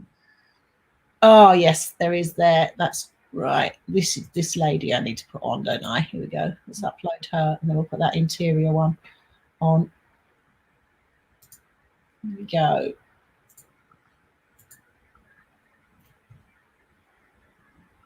Here we go. Perfect. Great stuff. Okay, so these are the things that I was talking about in the presentation. So you've got your home page, which is like everything all together. Your posts, this is where you can add offers and updates and any events. And you should try and use as many of these as possible. So, you know, I don't know if you have like nail parties or something, you might have a few people, maybe, I don't know, showing people ideas for weddings to get brides in together or something, just to have a party. I have no idea about your business. I've just met you, so I'm making rubbish up. But good idea. It's a good idea. Try and have something under each of these headings. Just keep it active and use everything on there. Basically, your info tab there shows you everything about your business, so you can add your service area. So how far people tend to come. So is it just Wigan or is it further afield than that? Add your hours, and you can add special hours as well. Of course, your website you'll add in there once you've got it. Yeah. And you can add other services here, just amend and add. This is something that goes out to the public, and the public can also make suggestions about it. So obviously you'll be asking them to write reviews, which is two down, but they can also independently, if they've used you or they've been near you and Google thinks that they've been to you, it'll pop up on their timeline, and then they'll want to make a comment about it perhaps, or say, you know, for my business it popped up with women led because I'm female, so that's been highlighted, and I guess then that way you attract the right kind of clients. And I mentioned that that the insights are great, they're brilliant. So this, you could keep your Google My Business page running for a little while, so give it 3 months, and then you'll see in here what people are searching for. So you'll know that there's a demand for those things. For example, you know, there might be a trend. There has been a recent trend, I believe, in eyebrows and different, you know, specific style of eyebrows, right? Don't look at mine. So you might find that those trends are highlighted by what people are searching for. And if you look in here, it'll tell you which words people have been searching for. And then the idea is that you use those words to form a news post about something or a new product that you're bringing out. And you write that, you know, I'm now providing the amazing new eyebrow thing that you want. And that will help your SEO, your search engine optimization, to help Google to show your stuff to the people locally who want it, and then increases your footfall. Yeah, it's a circular thing. You know, you help Google, Google helps you. And then reviews, aim for 100. Yeah. You don't have to do it all at once, it's impossible, but make sure you do it regularly. Get a couple a month, you know, or, you know, ask every client and send them the link if you have a database of them. Say, I've just set this up, would you mind going in giving me a 5-star review? I talked about the messaging as well. So when you've got when you've got this, you can download it now, actually, the Google My Business app. It's got a little, it's got that. I can't see if the icon is on there, but I can show you on mine. Da-da-da. There's my Google My Business page. Well, that'd be handy if I had it. Oh, there it is, right in the. It might go in. No, this way. See it in the top, on the top there. Okay, yeah. Little canopy. So download that app. Once it's all verified and set up, you can turn on messaging. so people can message your business directly through Google, which is very cool, I think. Yeah, that's good. They've thought of everything, haven't they? Yeah, yeah, and this is really new as well. This is not. So I've been working with Google since 2012, doing Google Street View Inside, but we haven't had that this functionality. So we were so pleased. About 18 months, 2 years ago, we started seeing changes in the app coming through, and we were like, oh, this looks promising, and now here it is, really amazing. They can look, you're going to even be able to do bookings on yours. So you can, to do booking, you do need to have a booking platform though, and that's a third party thing. So I don't know if you currently use one. You probably just do it with a phone and a diary. No, I've got Pocket PA. I've got Pocket PA. Oh, brilliant. Database, I've got a booking system, I've got Pocket PA. Caroline, you're on mute. Oh, she needs to come here. So again. So does Pocket PA integrate with Google My Business? That's what we want to find out. That might be something. I'm sure it does. It integrates with most platforms, so I'm sure it would integrate with that, to be fair. Brilliant. We've just integrated it with Google Calendar this week, so we're just taking over the world, Joe. Yeah. Fantastic. That's great news. I don't know how we didn't talk about that when we were chatting before. Yeah, no, I don't like to blow my own trumpet, but I didn't know you were going to mention that, so I had to jump in there. So that's fantastic. Now, I'm sorry I'm interrupting. No, that's not. That's great news. Well done. Excellent. And if you sell products, which you probably do, you probably sell your nail varnishes and other bits and pieces, then you can list those in here as well. Fantastic. And all your services. So you're gonna, so we've put some basic ones in there already that you know, but here's right when I said you can customize, you can add them, take them off if you're not doing them anymore. There is also the possibility of making a website in here. Now I have to admit, I've never done this, because my website is WordPress and it's been there for a long time, so this functionality wasn't around. And this is where we'll add, so there's me as the owner at the moment, but I'm going to add you here, but we'll do that once it's verified. That's fine, we can stay in contact. And you can manage, if you have more than one location, which some people do, you can add more locations, and you can bulk upload as well. So I think that's about all the features in here. Have you got any questions? No, it all looks fab. That I'm excited to start filling all the bits in. Fantastic. I think we can probably pass it over to Maddie now, see if we've got any questions from the audience. Have you got? You're muted.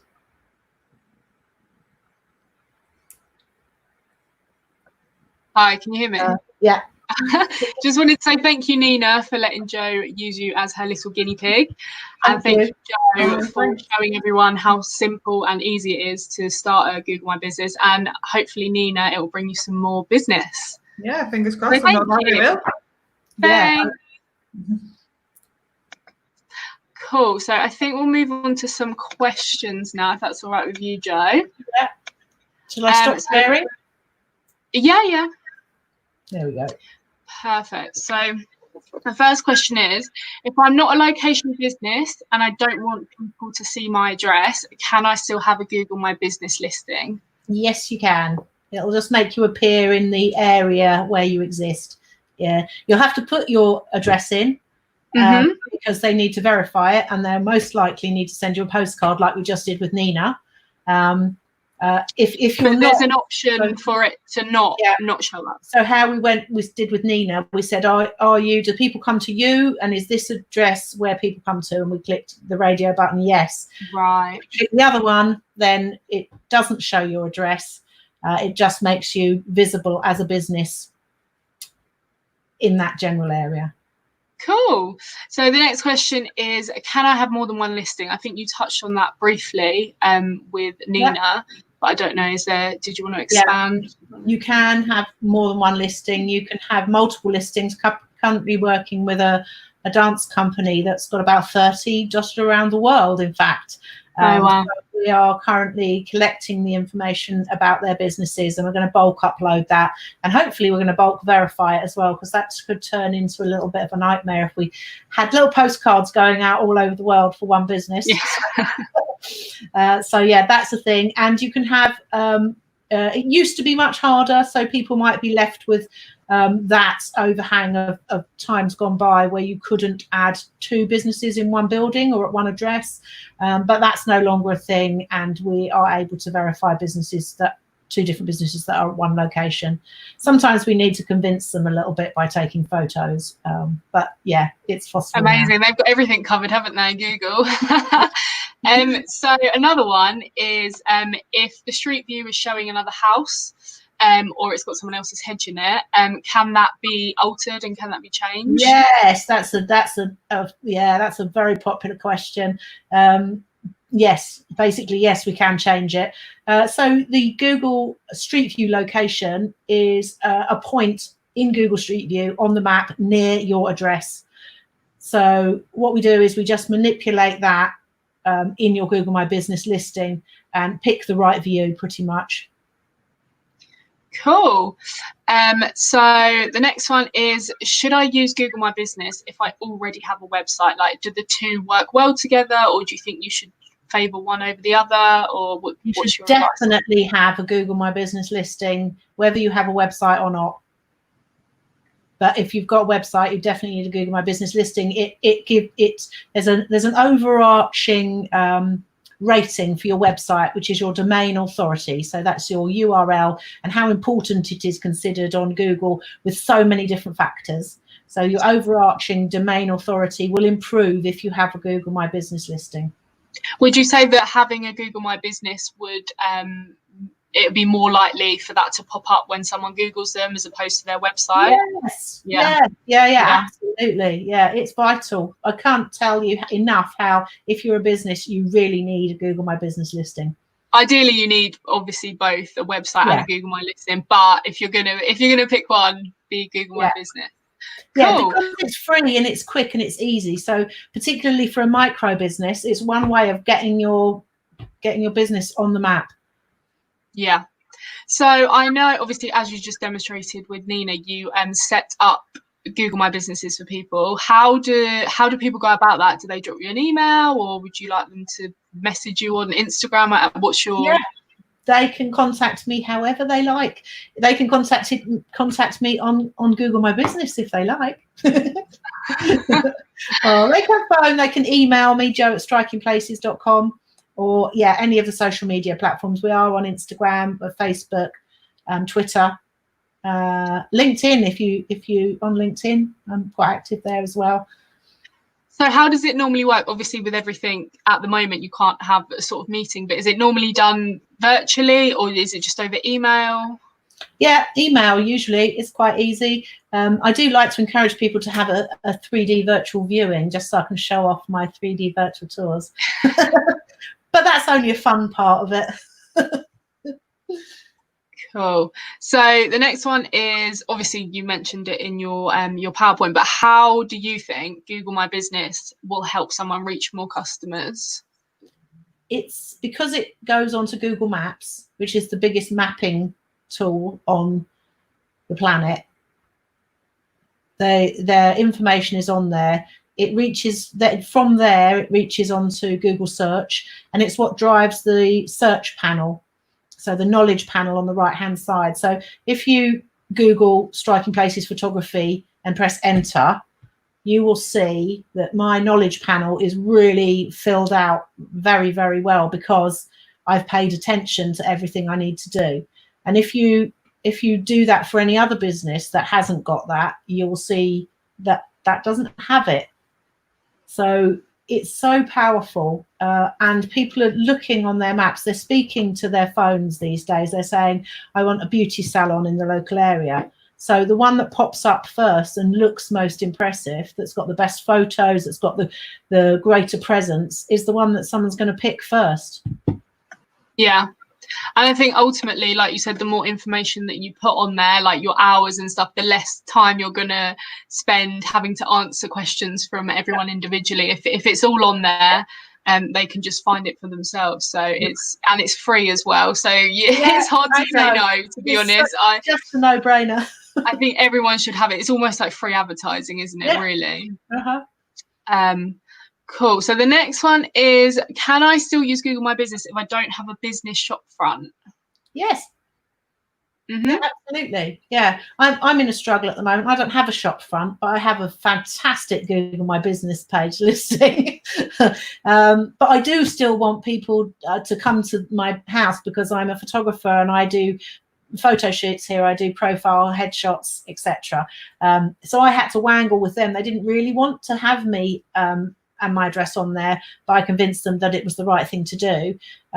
But if you're not a shop front, then that's absolutely fine. Have it and it will just appear in the local area. Google in the background will know where it is and you'll see your address when you log into the back end that I just showed you, but that's not going to appear on the front end. So would there be an option to have sort of images of their work pop up instead of their shop front? Yeah, definitely. Yeah, you can. Always take photos of who you are, what you do, even what your hobbies are, because when someone's buying from you, whatever your business is, if you're a financial person, you might think that there's not that many photos I can take of this. Well, you do want photos of yourself. You want a professional headshot of yourself for a start, and then you might want to put some personality in that. You know, you want to attract the right kind of people that you get on with so that you have a better working relationship with them.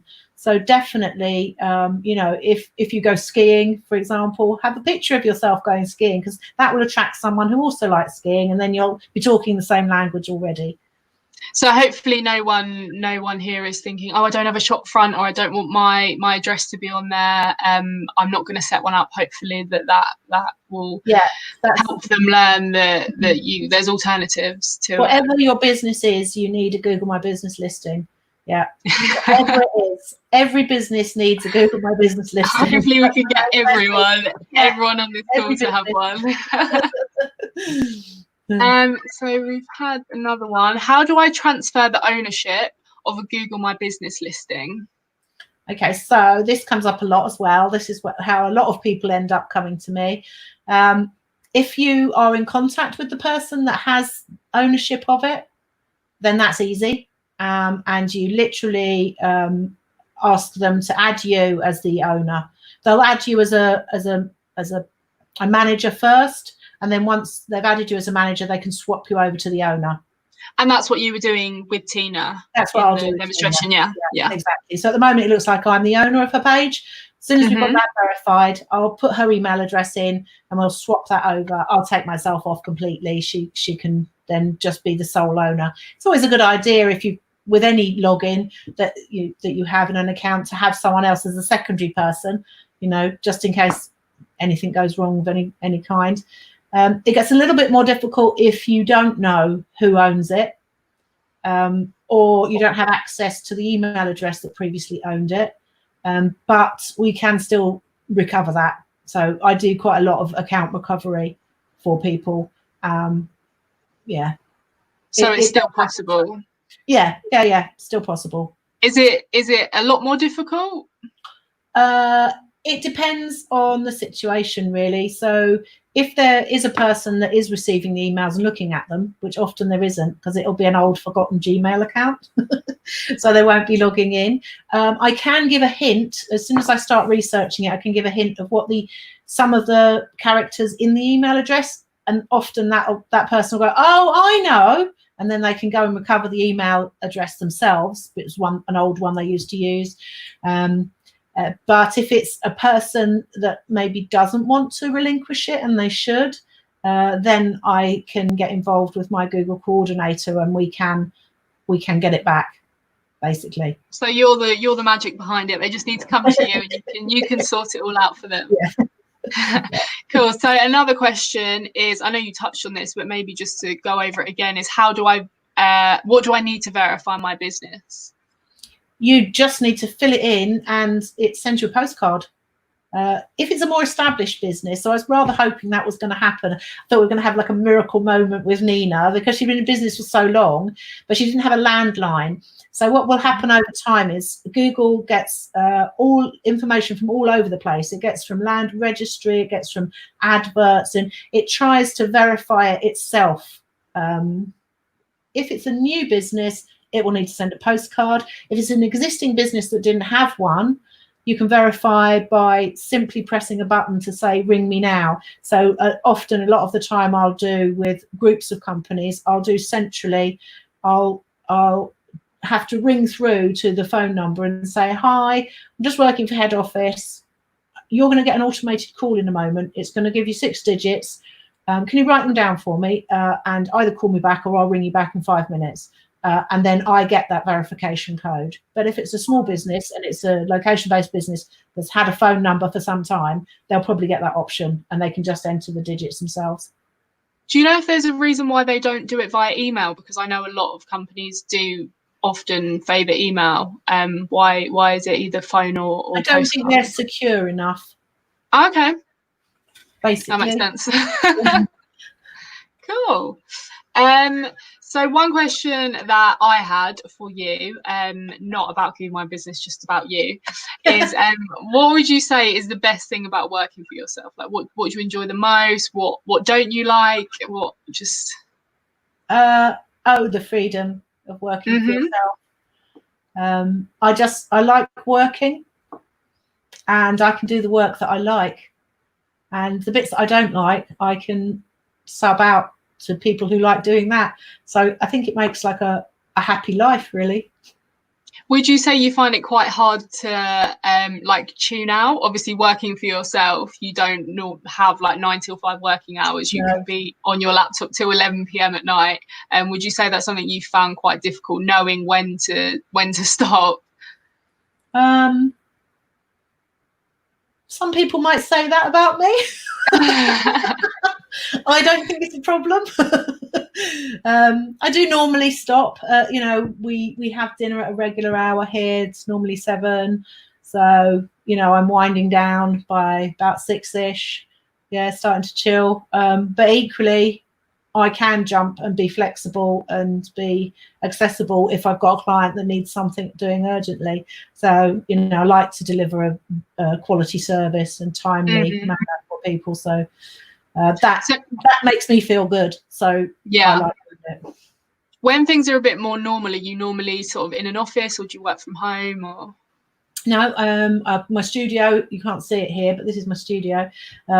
There's my the studio where I have most of the lighting and cameras for headshots over there.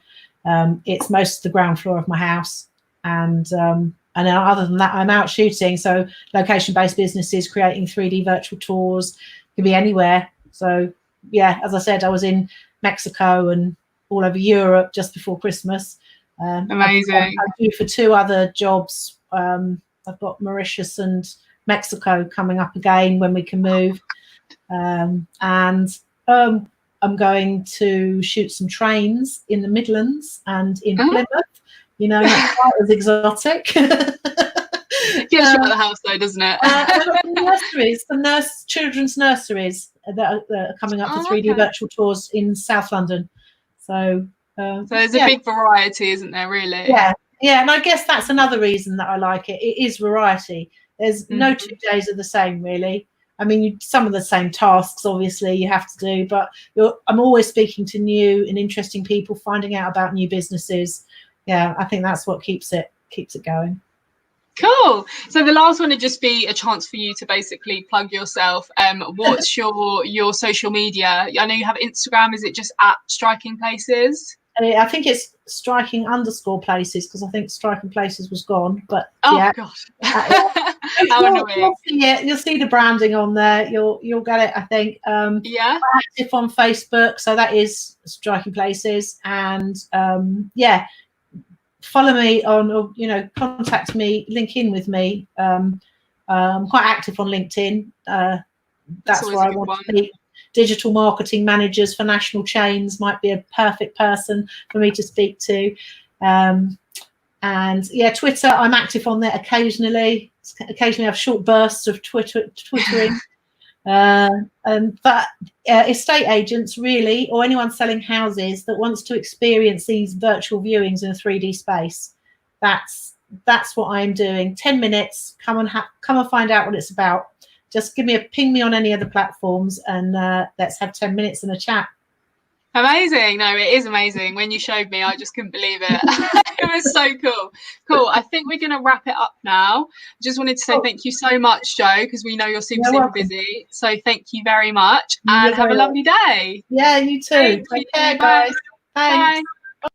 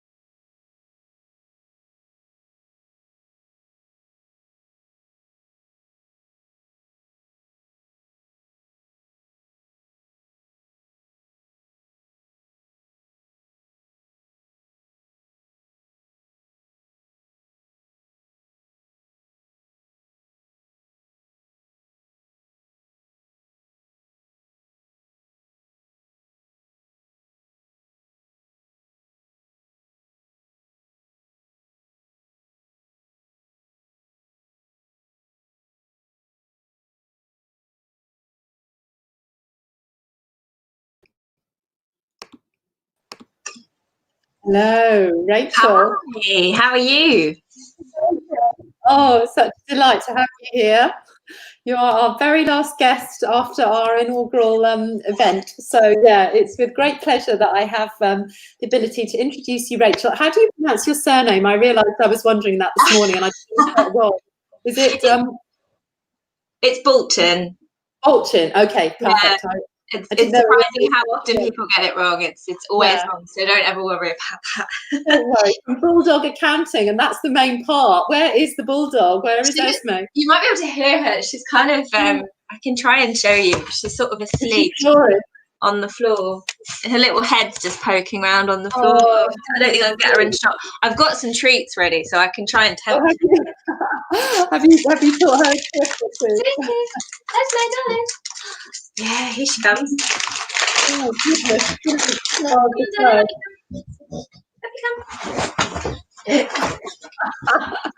Oh my God. I don't think I want to talk about anything to do with business expenses.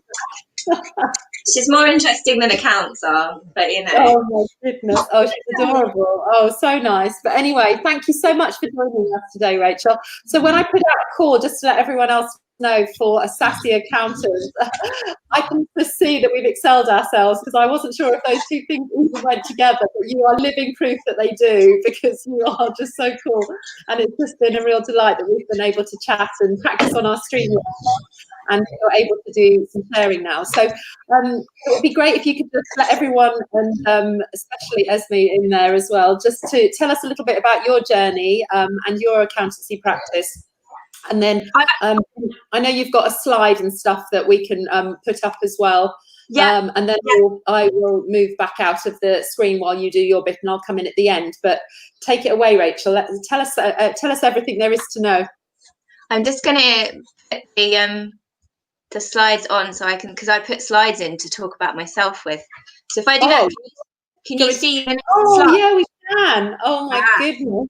Don't move off that one. Actually, let's just have that. So my name's, as Caroline said, I'm Rachel Balchin. I set up Bulldog Accounting just over 3 years ago, primarily because I had just acquired this little sausage. This is Esme when she was probably about 4 weeks old. And I was working full-time as a finance director, and I didn't have any time to spend with her. So I thought, screw this, I'm going to set up on my own and see if I can work for myself and manage my hours in a way that works for me and means I can spend more time with the dog. So set up the business, and here we are 3 years later, speaking at online events and things. So it's all very exciting. We're at the pinnacle of everything. Right, I'm going to back out now. Otherwise, I'm going to keep interrupting you about Esme. So yeah, I'm going to zip myself up and remove myself.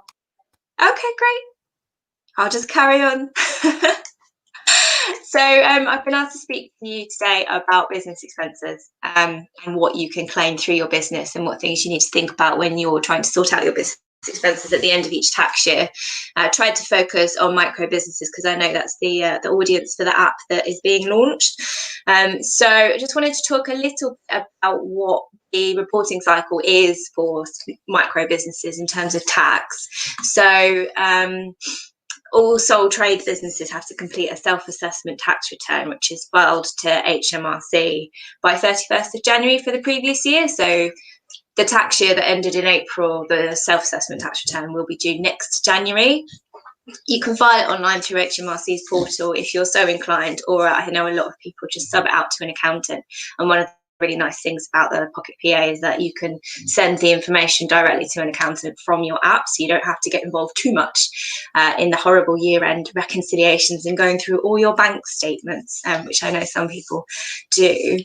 So what the self-assessment tax return does is it's a way of calculating your profits, and then HMRC charge you income tax based on those profits. So profit is your turnover, so all the sales you've made, all of the money that you've been paid by your clients, less the expenses you've incurred in the running of your business. So the net figure at the end of that, the bottom line, is the profit which you'll pay tax on. So as I said, it's due by 31st of January every year. You'll pay the payments due on the same date, and they introduced a few years ago this horrible thing called payments on account, where you end up paying 1.5 times your tax bill the first time you do it. So you may end up getting a really hefty tax bill in your first year, or the first time you earn substantial amounts for your business. So watch out for that, and your accountant will be able to explain that to you if you have a problem with it. Basically, the thing to keep in mind is the more expenses you claim, the more expenses you take from your income, the less tax you pay, because the figure at the end is smaller. So when we're thinking about what business expenses to claim, you want to put as much as possible through the business to make sure that your profit is lower, so you pay less tax. So sometimes that's not actually the best idea. If you're trying to get a mortgage or something and you need your income to look higher, then possibly be a little less stringent on the expenses you put through. But for the purposes today, I'm going to talk about some of the common things that you can put through and how you might think about calculating those. So the tax return is structured into these categories. So office costs, travel costs, clothing expenses, staff costs, things you buy to sell on, financial costs, business premises, advertising and training. And then there's capital costs as well, which I'll come back to, but that tends to be larger things. One of the main things to bear in mind is you need to keep your receipts for up to 6 years after the tax return has been submitted. Sometimes you can do that photographically. There's some apps that store it online, or you can just keep them in a shoebox, which I know a lot of people do. And it's really great if you can record it as you go, which is something that Pocket PA gives you functionality to do, because it's much, much easier to remember what you spent yesterday and today than it is to remember what you spent last April or 3 weeks ago when you were running between appointments and grabbed something to eat and you didn't write it down. So try and get into the habit of recording stuff as you go along. It's a really good discipline to get into. It makes things so much easier and you don't miss stuff. So I'm going to focus on the bold categories here today. I think they're the slightly more complicated ones and the ones that are more relevant to you guys. So office and premises costs, travel costs, clothing, and then capital as well. And then I've got a couple of little points at the end. Just a note on where you've got something that you use for personal stuff as well as business stuff. You can claim for the business element of that cost. So, for example, if you have a mobile phone that costs you £600 a year and you use it kind of half for business and half for personal, you can claim the business element of that phone cost through your self-assessment tax return. So think about stuff that you pay for personally that is related to your business as well. And there's some specific stuff around having a home office, which I'll come back to in a minute. Pretty much what I say to my clients is, so long as you would stand up in court and justify your claiming of that expenditure, it's okay to put it through. The worst case scenario is HMRC will charge it. So they may audit your tax return and then they'll go back through your expenses. Sorry, Esme's just got hold of the trees. They may go back through your expenses and ask to see the supporting information and then dispute the tax, and then you'd have to pay the tax that you hadn't paid as a result of claiming that expense. But it's not very common that happens unless you're doing something really silly. And like I said, all right. So office costs. This is not a very exciting slide, I'm afraid. It's quite hard to make this stuff exciting. But basically your office costs, anything that you incur for administration when you're running your business. So stationery, phone costs, fax and the internet, although I don't know anyone who has a fax machine anymore, postage costs. I'm just going to put these up somewhere high. Postage, printing and consumables. So I used to have a personal printer, which I used for the business. So I would charge myself at 10p per page at the end of the year. I now have a business printer, so I don't need to do that anymore. But if you are printing stuff on a personal printer, you can recharge that through the business. Computer software is usually quite a significant expense for small businesses if you're using something to track your appointments, if you have accounting systems, and like Office, Windows 365, that sort of thing. That's all tax deductible office costs. Subscriptions, so if you're a member of an institute, I'm a chartered accountant, So my membership subscriptions are definitely part of my business expenses. And I know there's lots of different affiliations you can have. There's also things like trade publications. If you subscribe to a magazine that's relevant to your sector, that's also a business deductible expense, because it's all about being a professional and keeping up to date with trends and training and best practice and stuff. It's all relevant for business expenditure. Then standard sort of business premises stuff, rent, water rates, utility bills, insurance and security costs. So keys, if you need a second set of keys, or CCTV or something, much more relevant if you've got an office, which I know a lot of us don't. I work from home. And if you do use your home as your main place of work, you can claim a proportion of your home running costs as a business expense. So heating, electricity, council tax and mortgage interest, but not actual mortgage payments, or rent, because they're all expense that you don't really get anything back for, and internet and telephone use, as we talked about before. The way to calculate this is based on the space you use and the amount of time that you use that space for. So I work from home around 4 days a week, and I use one room in my house for 4 days a week, 8 hours a day. So I would calculate that as a proportion of the available time and the available space in my very small house, and times that by the amount I've spent on the heating, electricity, rent, and internet and stuff. Quite often I say to people just to put half of their internet through if they work from home, because I think that's fairly reasonable in terms of personal versus business use. So there are flat rates available which you can claim for home working, but they're pretty stingy. If you work from home full time, the most you can claim as a flat rate without doing a supporting calculation is £312 a year. And that's not actually very much if you consider your electricity is probably £70 a month, and council tax is usually over 100, and rent can be a really significant outlay. So I would suggest, if you work from home, thinking about doing this kind of working or speaking to your accountant about it, just to increase the amount of those costs you can put through the business. So travel costs. I can't actually see myself, which is quite disconcerting. So I really hope I'm not boring everybody. Travel expenses are obviously reclaimable. I'm here to tell you that you're not. It's absolutely great. I can hear Esme having a little snore, but I'm not sure if she's got more treats. But you are not boring anyone.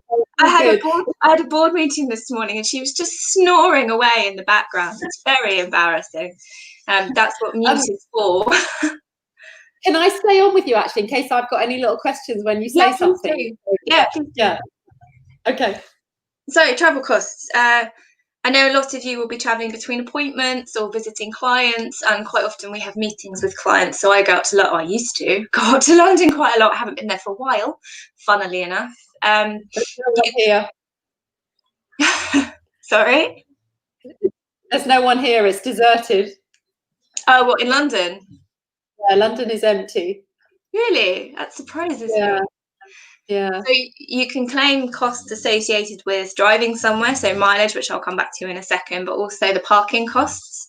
And if you drive to a train station to catch the train somewhere, which I know a lot of us who don't live in London do, you can claim the parking for that. Any tolls, so if you're driving over the Dartford Bridge, you can reclaim that. Congestion charge if you need to be in London and you have to drive.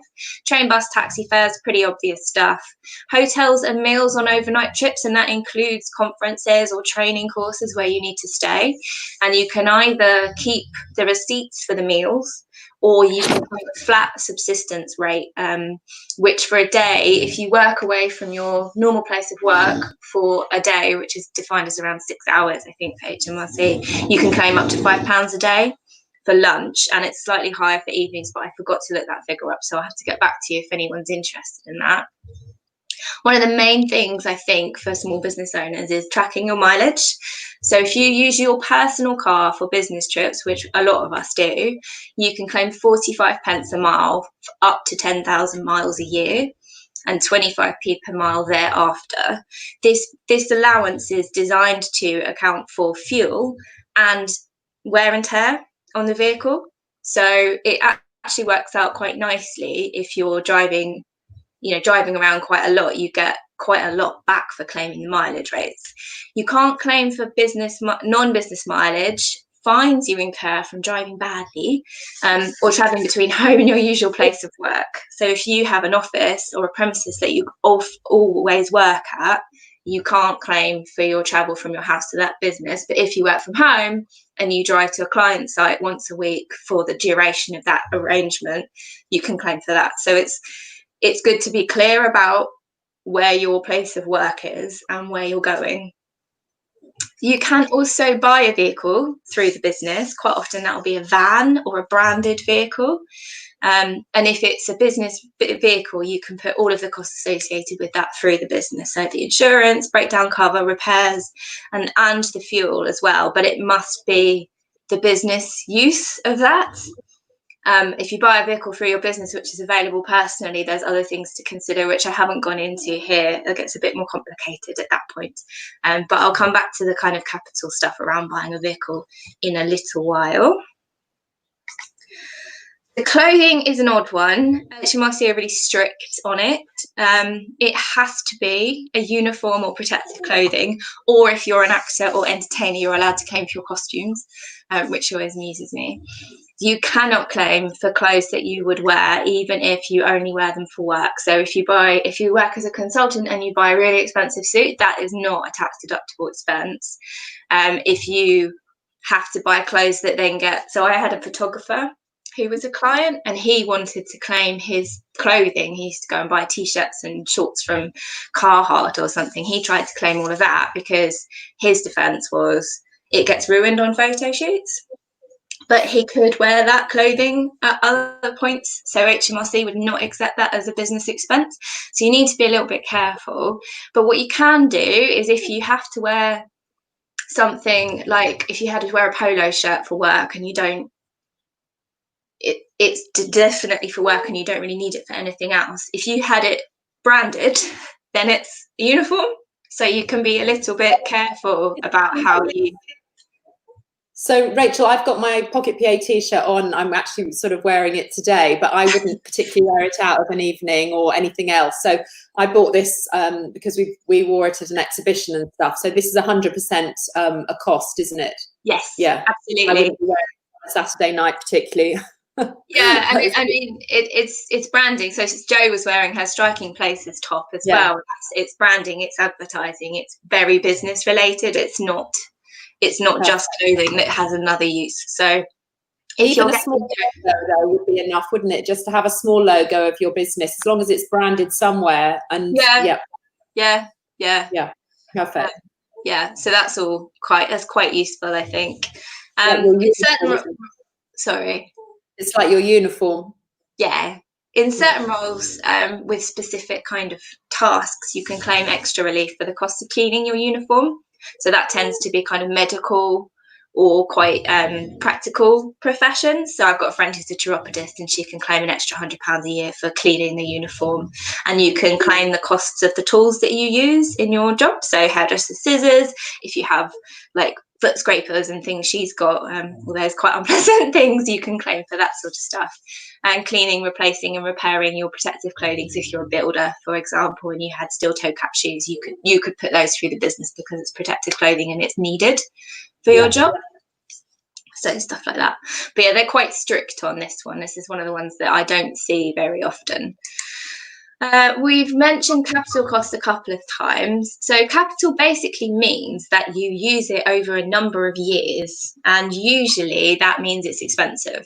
So what you do in accounting with stuff like this is you say, so I bought a computer, I'm going to use that for 3 years. I'm going to split the cost of that computer over 3 years because it's not fair on this year's profit to say that I've spent that much money on an item that's only got 1 year of use.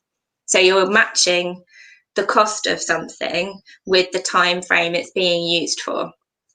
So with a small business, you can claim allowances from HMRC for these items, but they're called capital allowances rather than being expenses.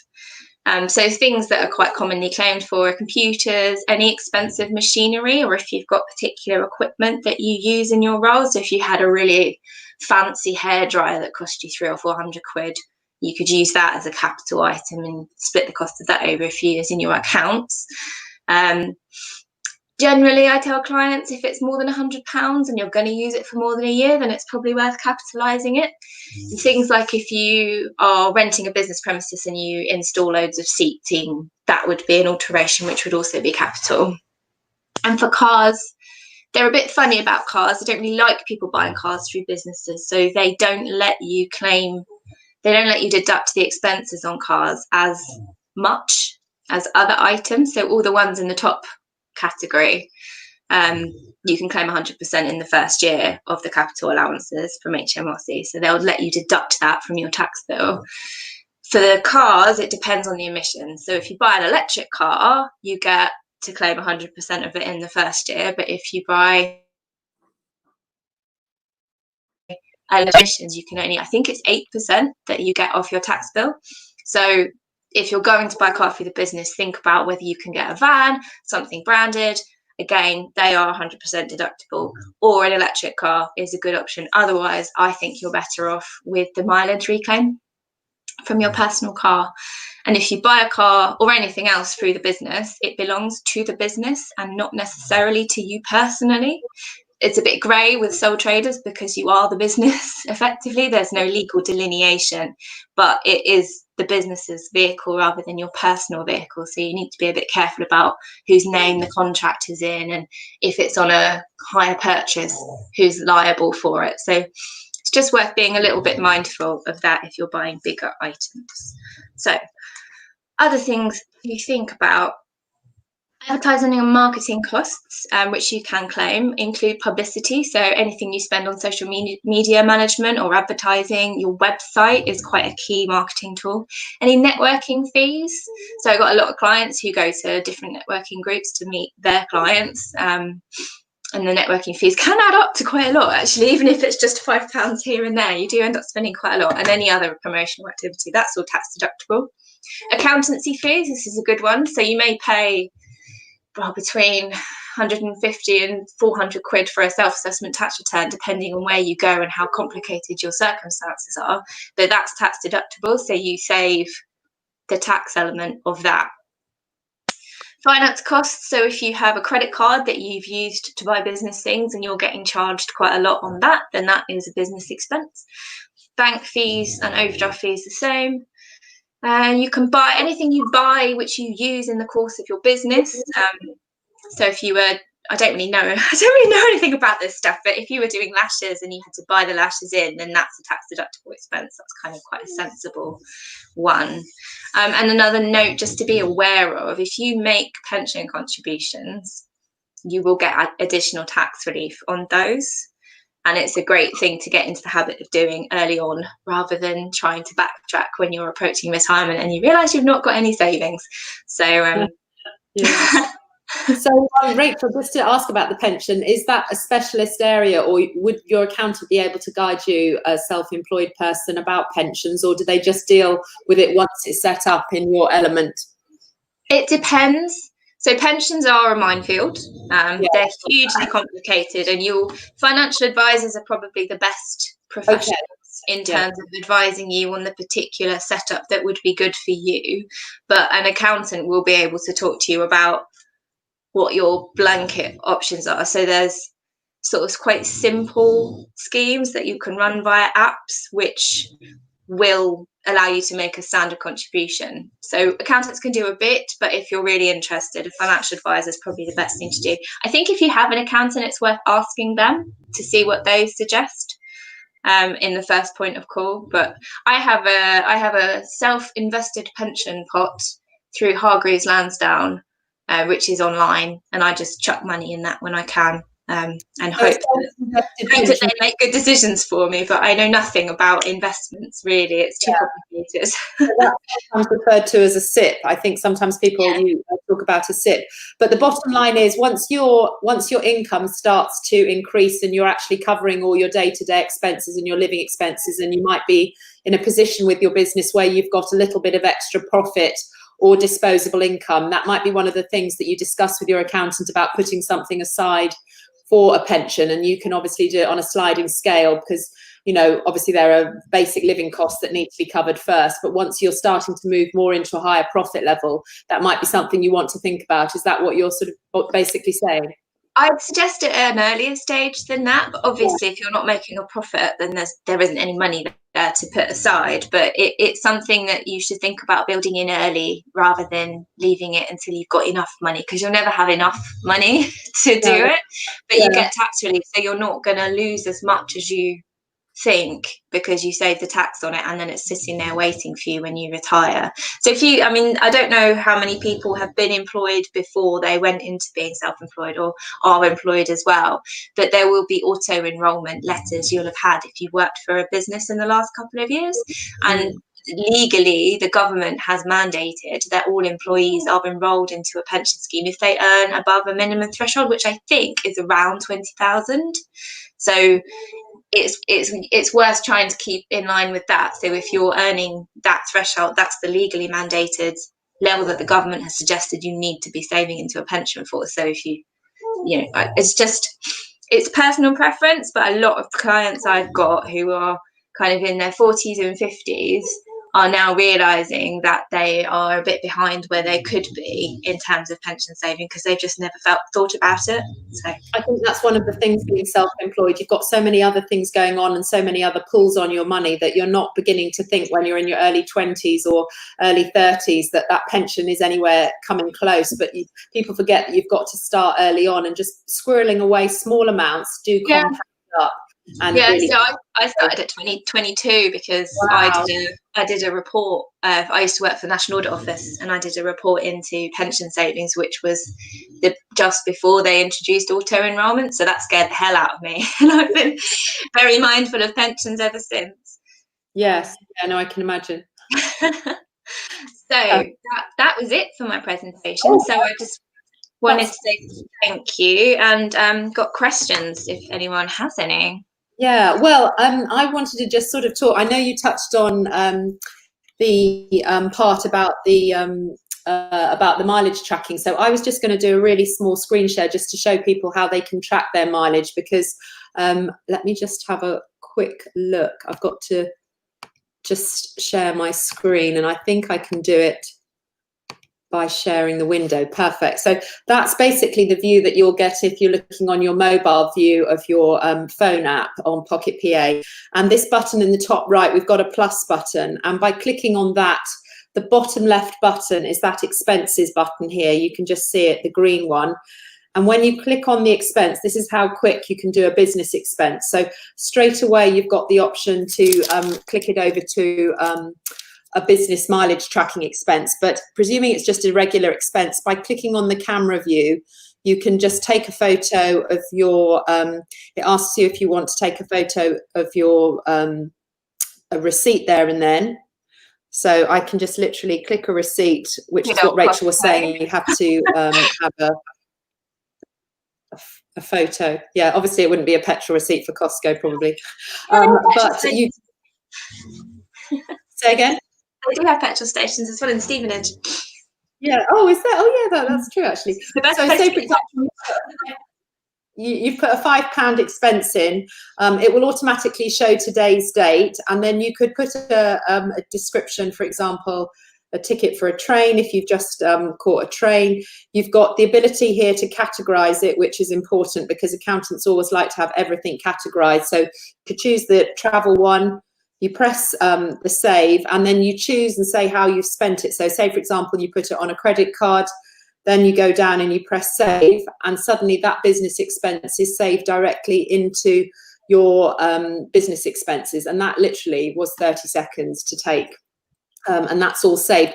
And then if you wanted to do a mileage tracking one, you just click on the button that says mileage tracking, and then it wants to know where your location is, because that gives you the ability to choose your current location. So from here, you just choose from your drop down menu. For example, you can be choosing to go to this address in St Albans. You've put your 45p already in your settings, but obviously that changes each year and your accountant can tell you that. In addition, if you're doing a lot of business mileage, is it, Rachel, up to 10,000 miles, you then get a different, slightly lower rate? 25p. yeah, will be enough for most people. And then all you have to do in Pocket PA is to just literally click that one button to say track mileage, and it works out from your current location to that location is 40 miles, and that works out at £18.10 that you could claim on your business expense.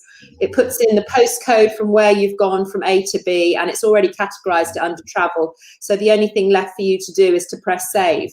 And that's now gone into your business expenses as a saved claim for your expenses. So that really is super quick and handy. And I think business expense mileage is one of the things that people just think is a big hassle and a big faff, and they therefore don't bother doing it. But for a lot of people, when they are mobile, it's really imperative, and it's fiddly to do, but it's so important because they can actually clock up an awful lot of mileage when they are mobile, going between clients' homes. And I think that was my big bugbear when Megan was working and being a mobile therapist, that she wasn't perhaps noticing how much those were adding up over the day. If she had like 7, 8 appointments, although she was local, she could have been dashing over between places in town, and those sorts of things do add up, 7, 8 miles per journey or whatever it is, over a day, over a week, over a month, etc., at 45p a mile. So it's just about having that evidence, because it's all very well telling your accountant, oh, do you know what, I think I did 50 miles this week, and I did 100 last month or whatever, and your accountant is going to say, well, that's fine if that's what you think, but at the end of the year they have to sign off those accounts to say, yes, Rachel, you have drawn up my accounts and this is an accurate reflection. So if HMRC come back and say, well, Rachel, we're doing an inquiry because those business mileages look very high for that client, with Pocket PA, they're able to actually say, well, this is exactly the mileage that I've done. It's all verifiable, and people will be able to see, those journeys, and they will tally in exactly with their appointments diary.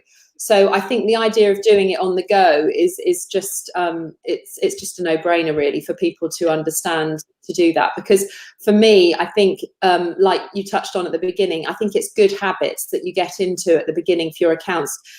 You mentioned you'll remember much better to what you spent your money on today and yesterday than you will last August. Yeah, you'd be surprised how many people I have coming in and trying to remember what they did a year ago, and because the timetable of the reporting is quite long, so you could be doing stuff in April that you don't actually report on until January the following year, and that's a really long, busy break to try and remember. Why you get so many people at Christmas who are just like, oh no, I've got to do my accounts, surrounded by receipts and bank statements and just freaking out because they haven't been doing it as they go. So, well, I know that myself because I had my accountant wrote to me about a week ago, and he just said, what's this one from last December the 15th, and I was like, oh my God, I have no clue. What was I doing? So you start by going back, looking in your calendar, and then you're racking your brains. And I just think, it's just... And if you don't know, you won't get to claim that expense. If you can't trace it back, then you can't claim it. So you're paying tax on things that you shouldn't be. So... Right. And I also say to people, a lost receipt in the bottom of your handbag or in your footwell of your car, if that was for an expense of something that you could have claimed, for every lost receipt that's say £30 or £10 or whatever, that's actual money that you're having to do an appointment for £30 to actually match that expense receipt that you have just lost or not tracked. So, you need to get into these good habits, because by tracking these expenses, that enables you to, reduce the amount of tax that you have to pay. And apart from cases where you're wanting your profit to look as maximal as possible, obviously for, mortgage years where you're needing to get mortgages and stuff, in the main, we need to be making sure that we're putting through as many legitimate business expenses that are related to your business. We're not asking people to put through, wrong claims or whatever, but we're just saying you need to be able to absolutely not asking people to do that. No. But your accountant will know all the things that you can claim for, but you need to then, do the job of claiming for them by tracking them, and that's your responsibility. They can tell you what you can claim for, but if you're not diligent doing that on a daily basis, then you're not doing yourself any favors in your own small business, and you're just having to work more in order to make up that money to offset against those claims that money that you have spent, but you've just forgotten to put it through your business. So that's just my little rant. Okay. What would be?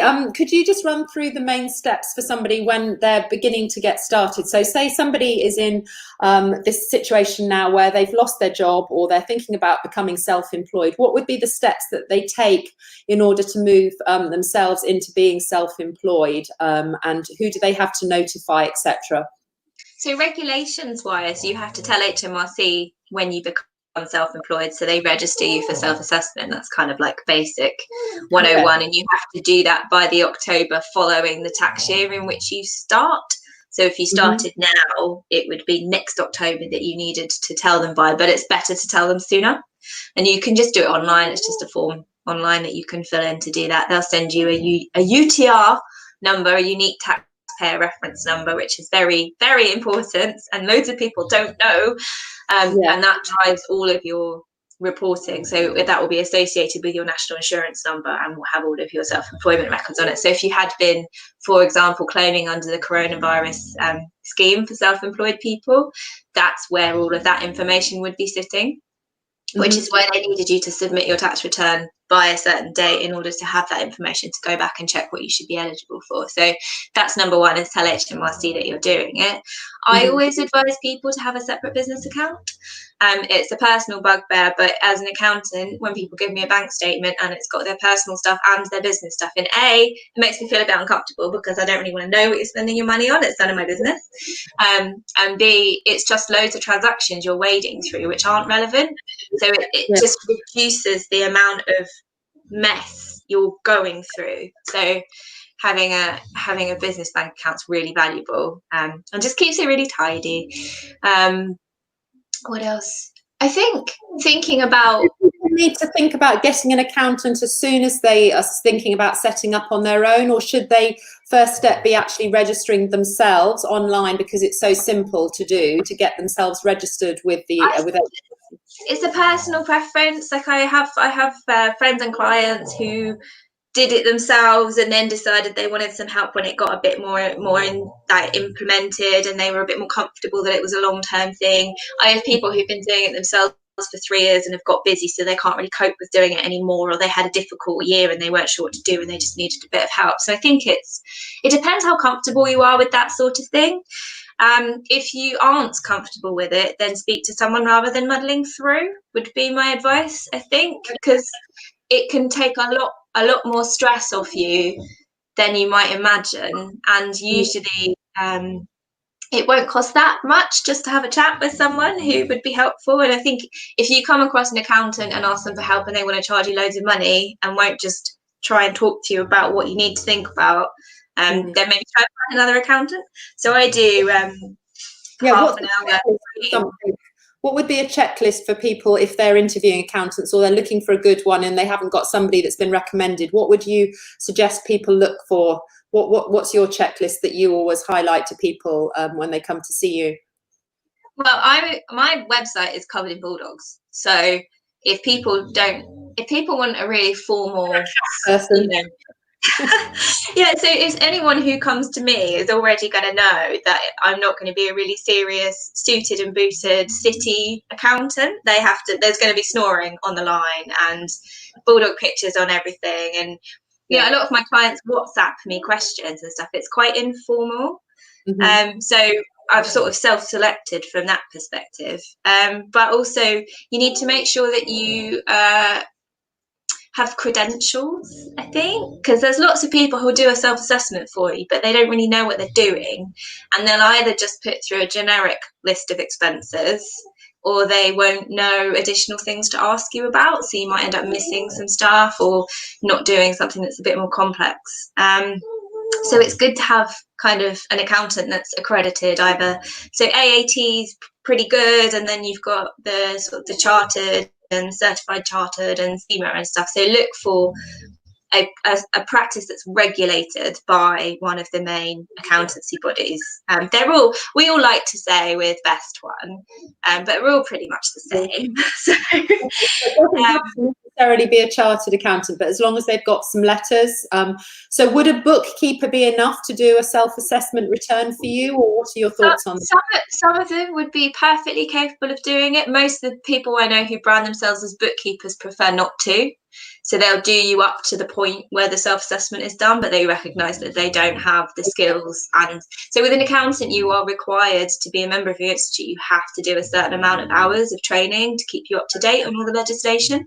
Yeah. And that isn't necessarily a requirement of someone who isn't an accountant. So I think the bookkeepers I know are very clear where the lines are drawn between what they're comfortable doing and what they want someone else to do.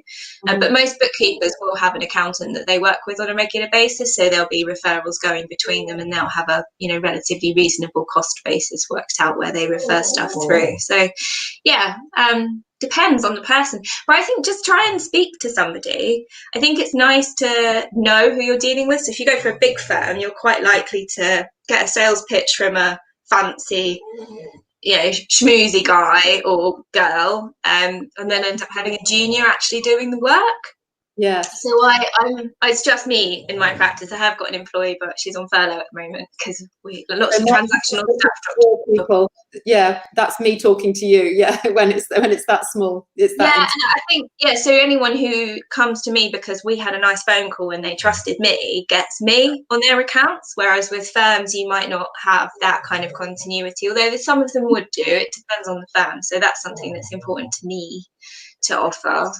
And is it correct that the more that you are able to do and to furnish and to actually provide your accountant with at the end of the year, that will help to reduce your actual overall accounting costs that they'll need to do? So if you turn up to see your accountant with a shoebox full of receipts, that's in January, that's going to get a premium charge on it. Yeah, you'll get an extra levy added for all of those receipts that they're going to have to go to, compared to them saying, don't worry, Rachel, I'm just going to email that spreadsheet over for all of my accounts, because you've been doing that work through the year. Is that correct?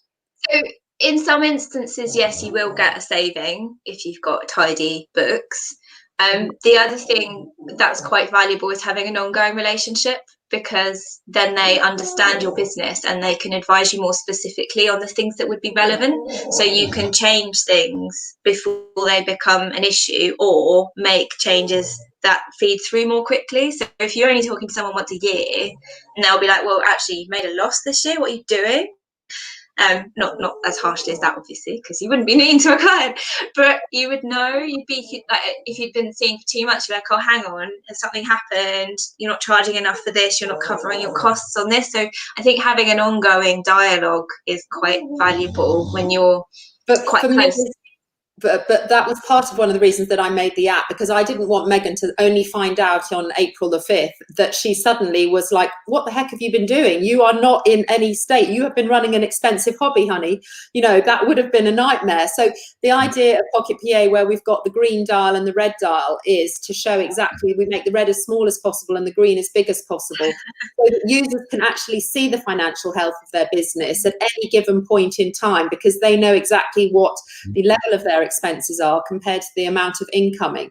Because it must be an absolute horror story when for the first time that year your client finds out that they're actually running at a loss because they've given you way more expenses, and it's like, how could that be?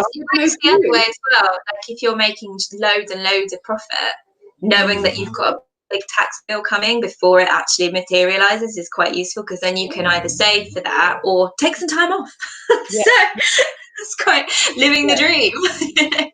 But having that interim window, understanding the financial health of your business as you're going through month on month is vital, I think, for any small business, because cash flow is king in every business. And just actually having a handle on understanding your finances. I mean, the number of people that say to me, oh God, no, it really scares me. I don't do money. I'm not good with numbers and stuff. And I'm really worried and frightened of my accountant. And I think, well, firstly, you've got the wrong accountant.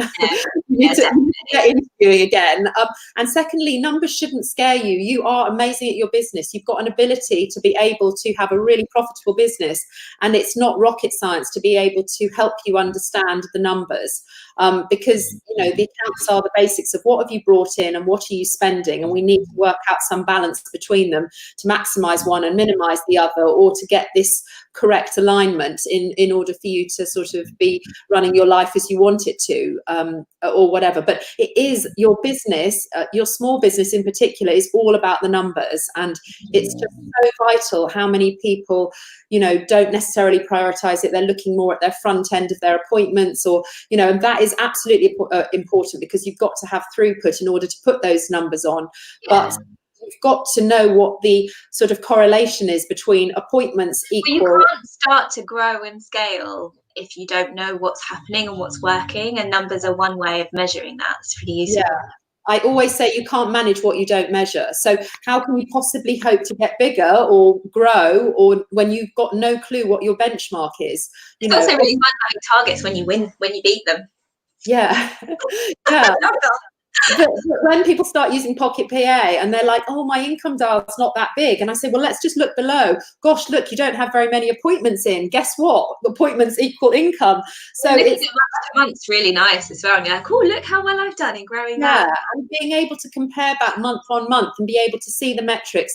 And, you know, people have been using Pocket PA now for 2 or 3 years. And I know that they say, oh, my goodness, every year on year, I'm seeing bigger growth. And it's like a competition. Can I get busier than last Christmas, and can I grow it? God, I had no clue what I did last summer, but this summer I can compare it to last one. I watch mine really religiously, like how my but it also helps when you're having a quiet period as well, because you don't sort of panic so much, because you can then compare and think, gosh, yes, last January was quite quiet, so actually this isn't too bad. I'm a bit busier this January, so I know that that's my peak and trough, and it can help you plan your holidays as well. It would be incredibly relevant at the moment, wouldn't it? Because 3 months of very little happening, how much is that going to impact on your figures at the end of the year, and what can you maybe do to try and release the impact of that slightly?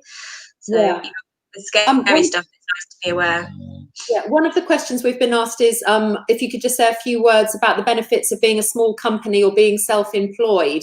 What sort of metrics do you look at to suggest to people when they tip over to becoming a small company, or whether they should stay in being self-employed? Yeah, it's a common question. I was actually talking to a client about that this morning. So there are some very small tax benefits to being the director of a limited company. If you earn sort of in excess of about 40k through your self-employment, if you had that going through a limited company, you would pay slightly less tax overall. And it can look more professional and organised and established if you have a limited company rather than just being a self-employed worker. It's a separate legal entity to yourself, whereas a sole trade is you. So if you were to get into a situation where you had debt or were in trouble, then the company's what gets dissolved. It doesn't come back on you personally, unless you've signed a personal guarantee, in which case all bets are off, so avoid that. So that's kind of the main two drivers for people. 40,000 is that line, are you saying? It's around about that, so I wouldn't suggest to anybody who wasn't sure and didn't need it for their clients. So if you're dealing with big business or local authorities or government, it's probably useful to be a limited company because it just looks more legally structured. But if you're selling to consumers or small businesses, then it doesn't always matter if you're not. So I wouldn't encourage anyone to think about doing it unless it suited their business until they were up at kind of like the 45k level of income, because the tax benefits just aren't there, and it's more expensive to administer. So I would charge between kind of 150 and 300 quid for a self-assessment tax return, which is all you legally have to do as a sole trader, and a set of company accounts would start at 600 quid. So it's a lot more expensive, and there's more to do if you're a limited company. Yes, no, I get that. That's really helpful to know. So, okay, so around the sort of 40,000, you would be thinking about having a conversation with your accountant as to whether it makes a difference. For Megan, my daughter, who is doing lashes, it wouldn't make a blind bit of difference to her clients whether she was limited or not. She's not going to be any more credible or less credible if she suddenly turns to LTD or, you know, decides to stay as a sole trader. But I'm understanding what you're saying about the interactivity and the sort of connotation and perception from other small businesses that you may seem more established or whatever. Yeah, that makes sense. Okay. Okay. Well, I was limited company straight away, but that's because I do the administration, so it doesn't cost me anything. And I just thought I wanted a separate entity. I didn't want to do it as self-employment because the goal was to get up to that level of income. So it just felt like I might as well do it now rather than having to switch everything over at a later point. So I think when you start up, if you think about what you're trying to achieve and what you're trying to get to, it might be worth doing. But until you've got that in mind, then, and an accountant should be happy to chat to you about whether it's relevant for you. So yeah. Okay, so I think the takeaway is that if you haven't got, if you are scared of your accountant at the end of the year, then you need to go out and rehire. Definitely, and it's not that difficult to change accountants. We do most of the admin around it, so don't be scared of it because you've been with them forever and you're worried about changing it. It's not like changing bank accounts. It's much easier. But it's like you get comfortable, don't you? It's like your gas or electric, you know, who can be bothered to change, but you know, you do need to do that. So it's not difficult. And there's a lot of rubbish accountants out there, I'm afraid. I've encountered quite a few. I'm glad you said that, not me. I had some awful stories. I had one client turn up because his accountant was in prison. Oh my God. Another one got struck off. That would be worrying. Quite a lot to get struck off as well. It's quite extreme. So Rachel, for people, if they want to get in touch with you, I love your name for your thing, so I wanted to just give it a shout out again. So bulldogaccounting.com to contact Rachel. .co.uk. Oh gosh, I've done that mistake. Let me stop that straight away. I'm so sorry. Right, I will make sure that goes out, but we're going to be emailing out to people on email anyway, your contact details. So I'll just ensure that that's checked before we send that out to people. But yeah, so, I mean, they're not going to get in a muddle on your name. They'll be able to find you. So you've got a lovely website. Yeah, just look for Bulldog.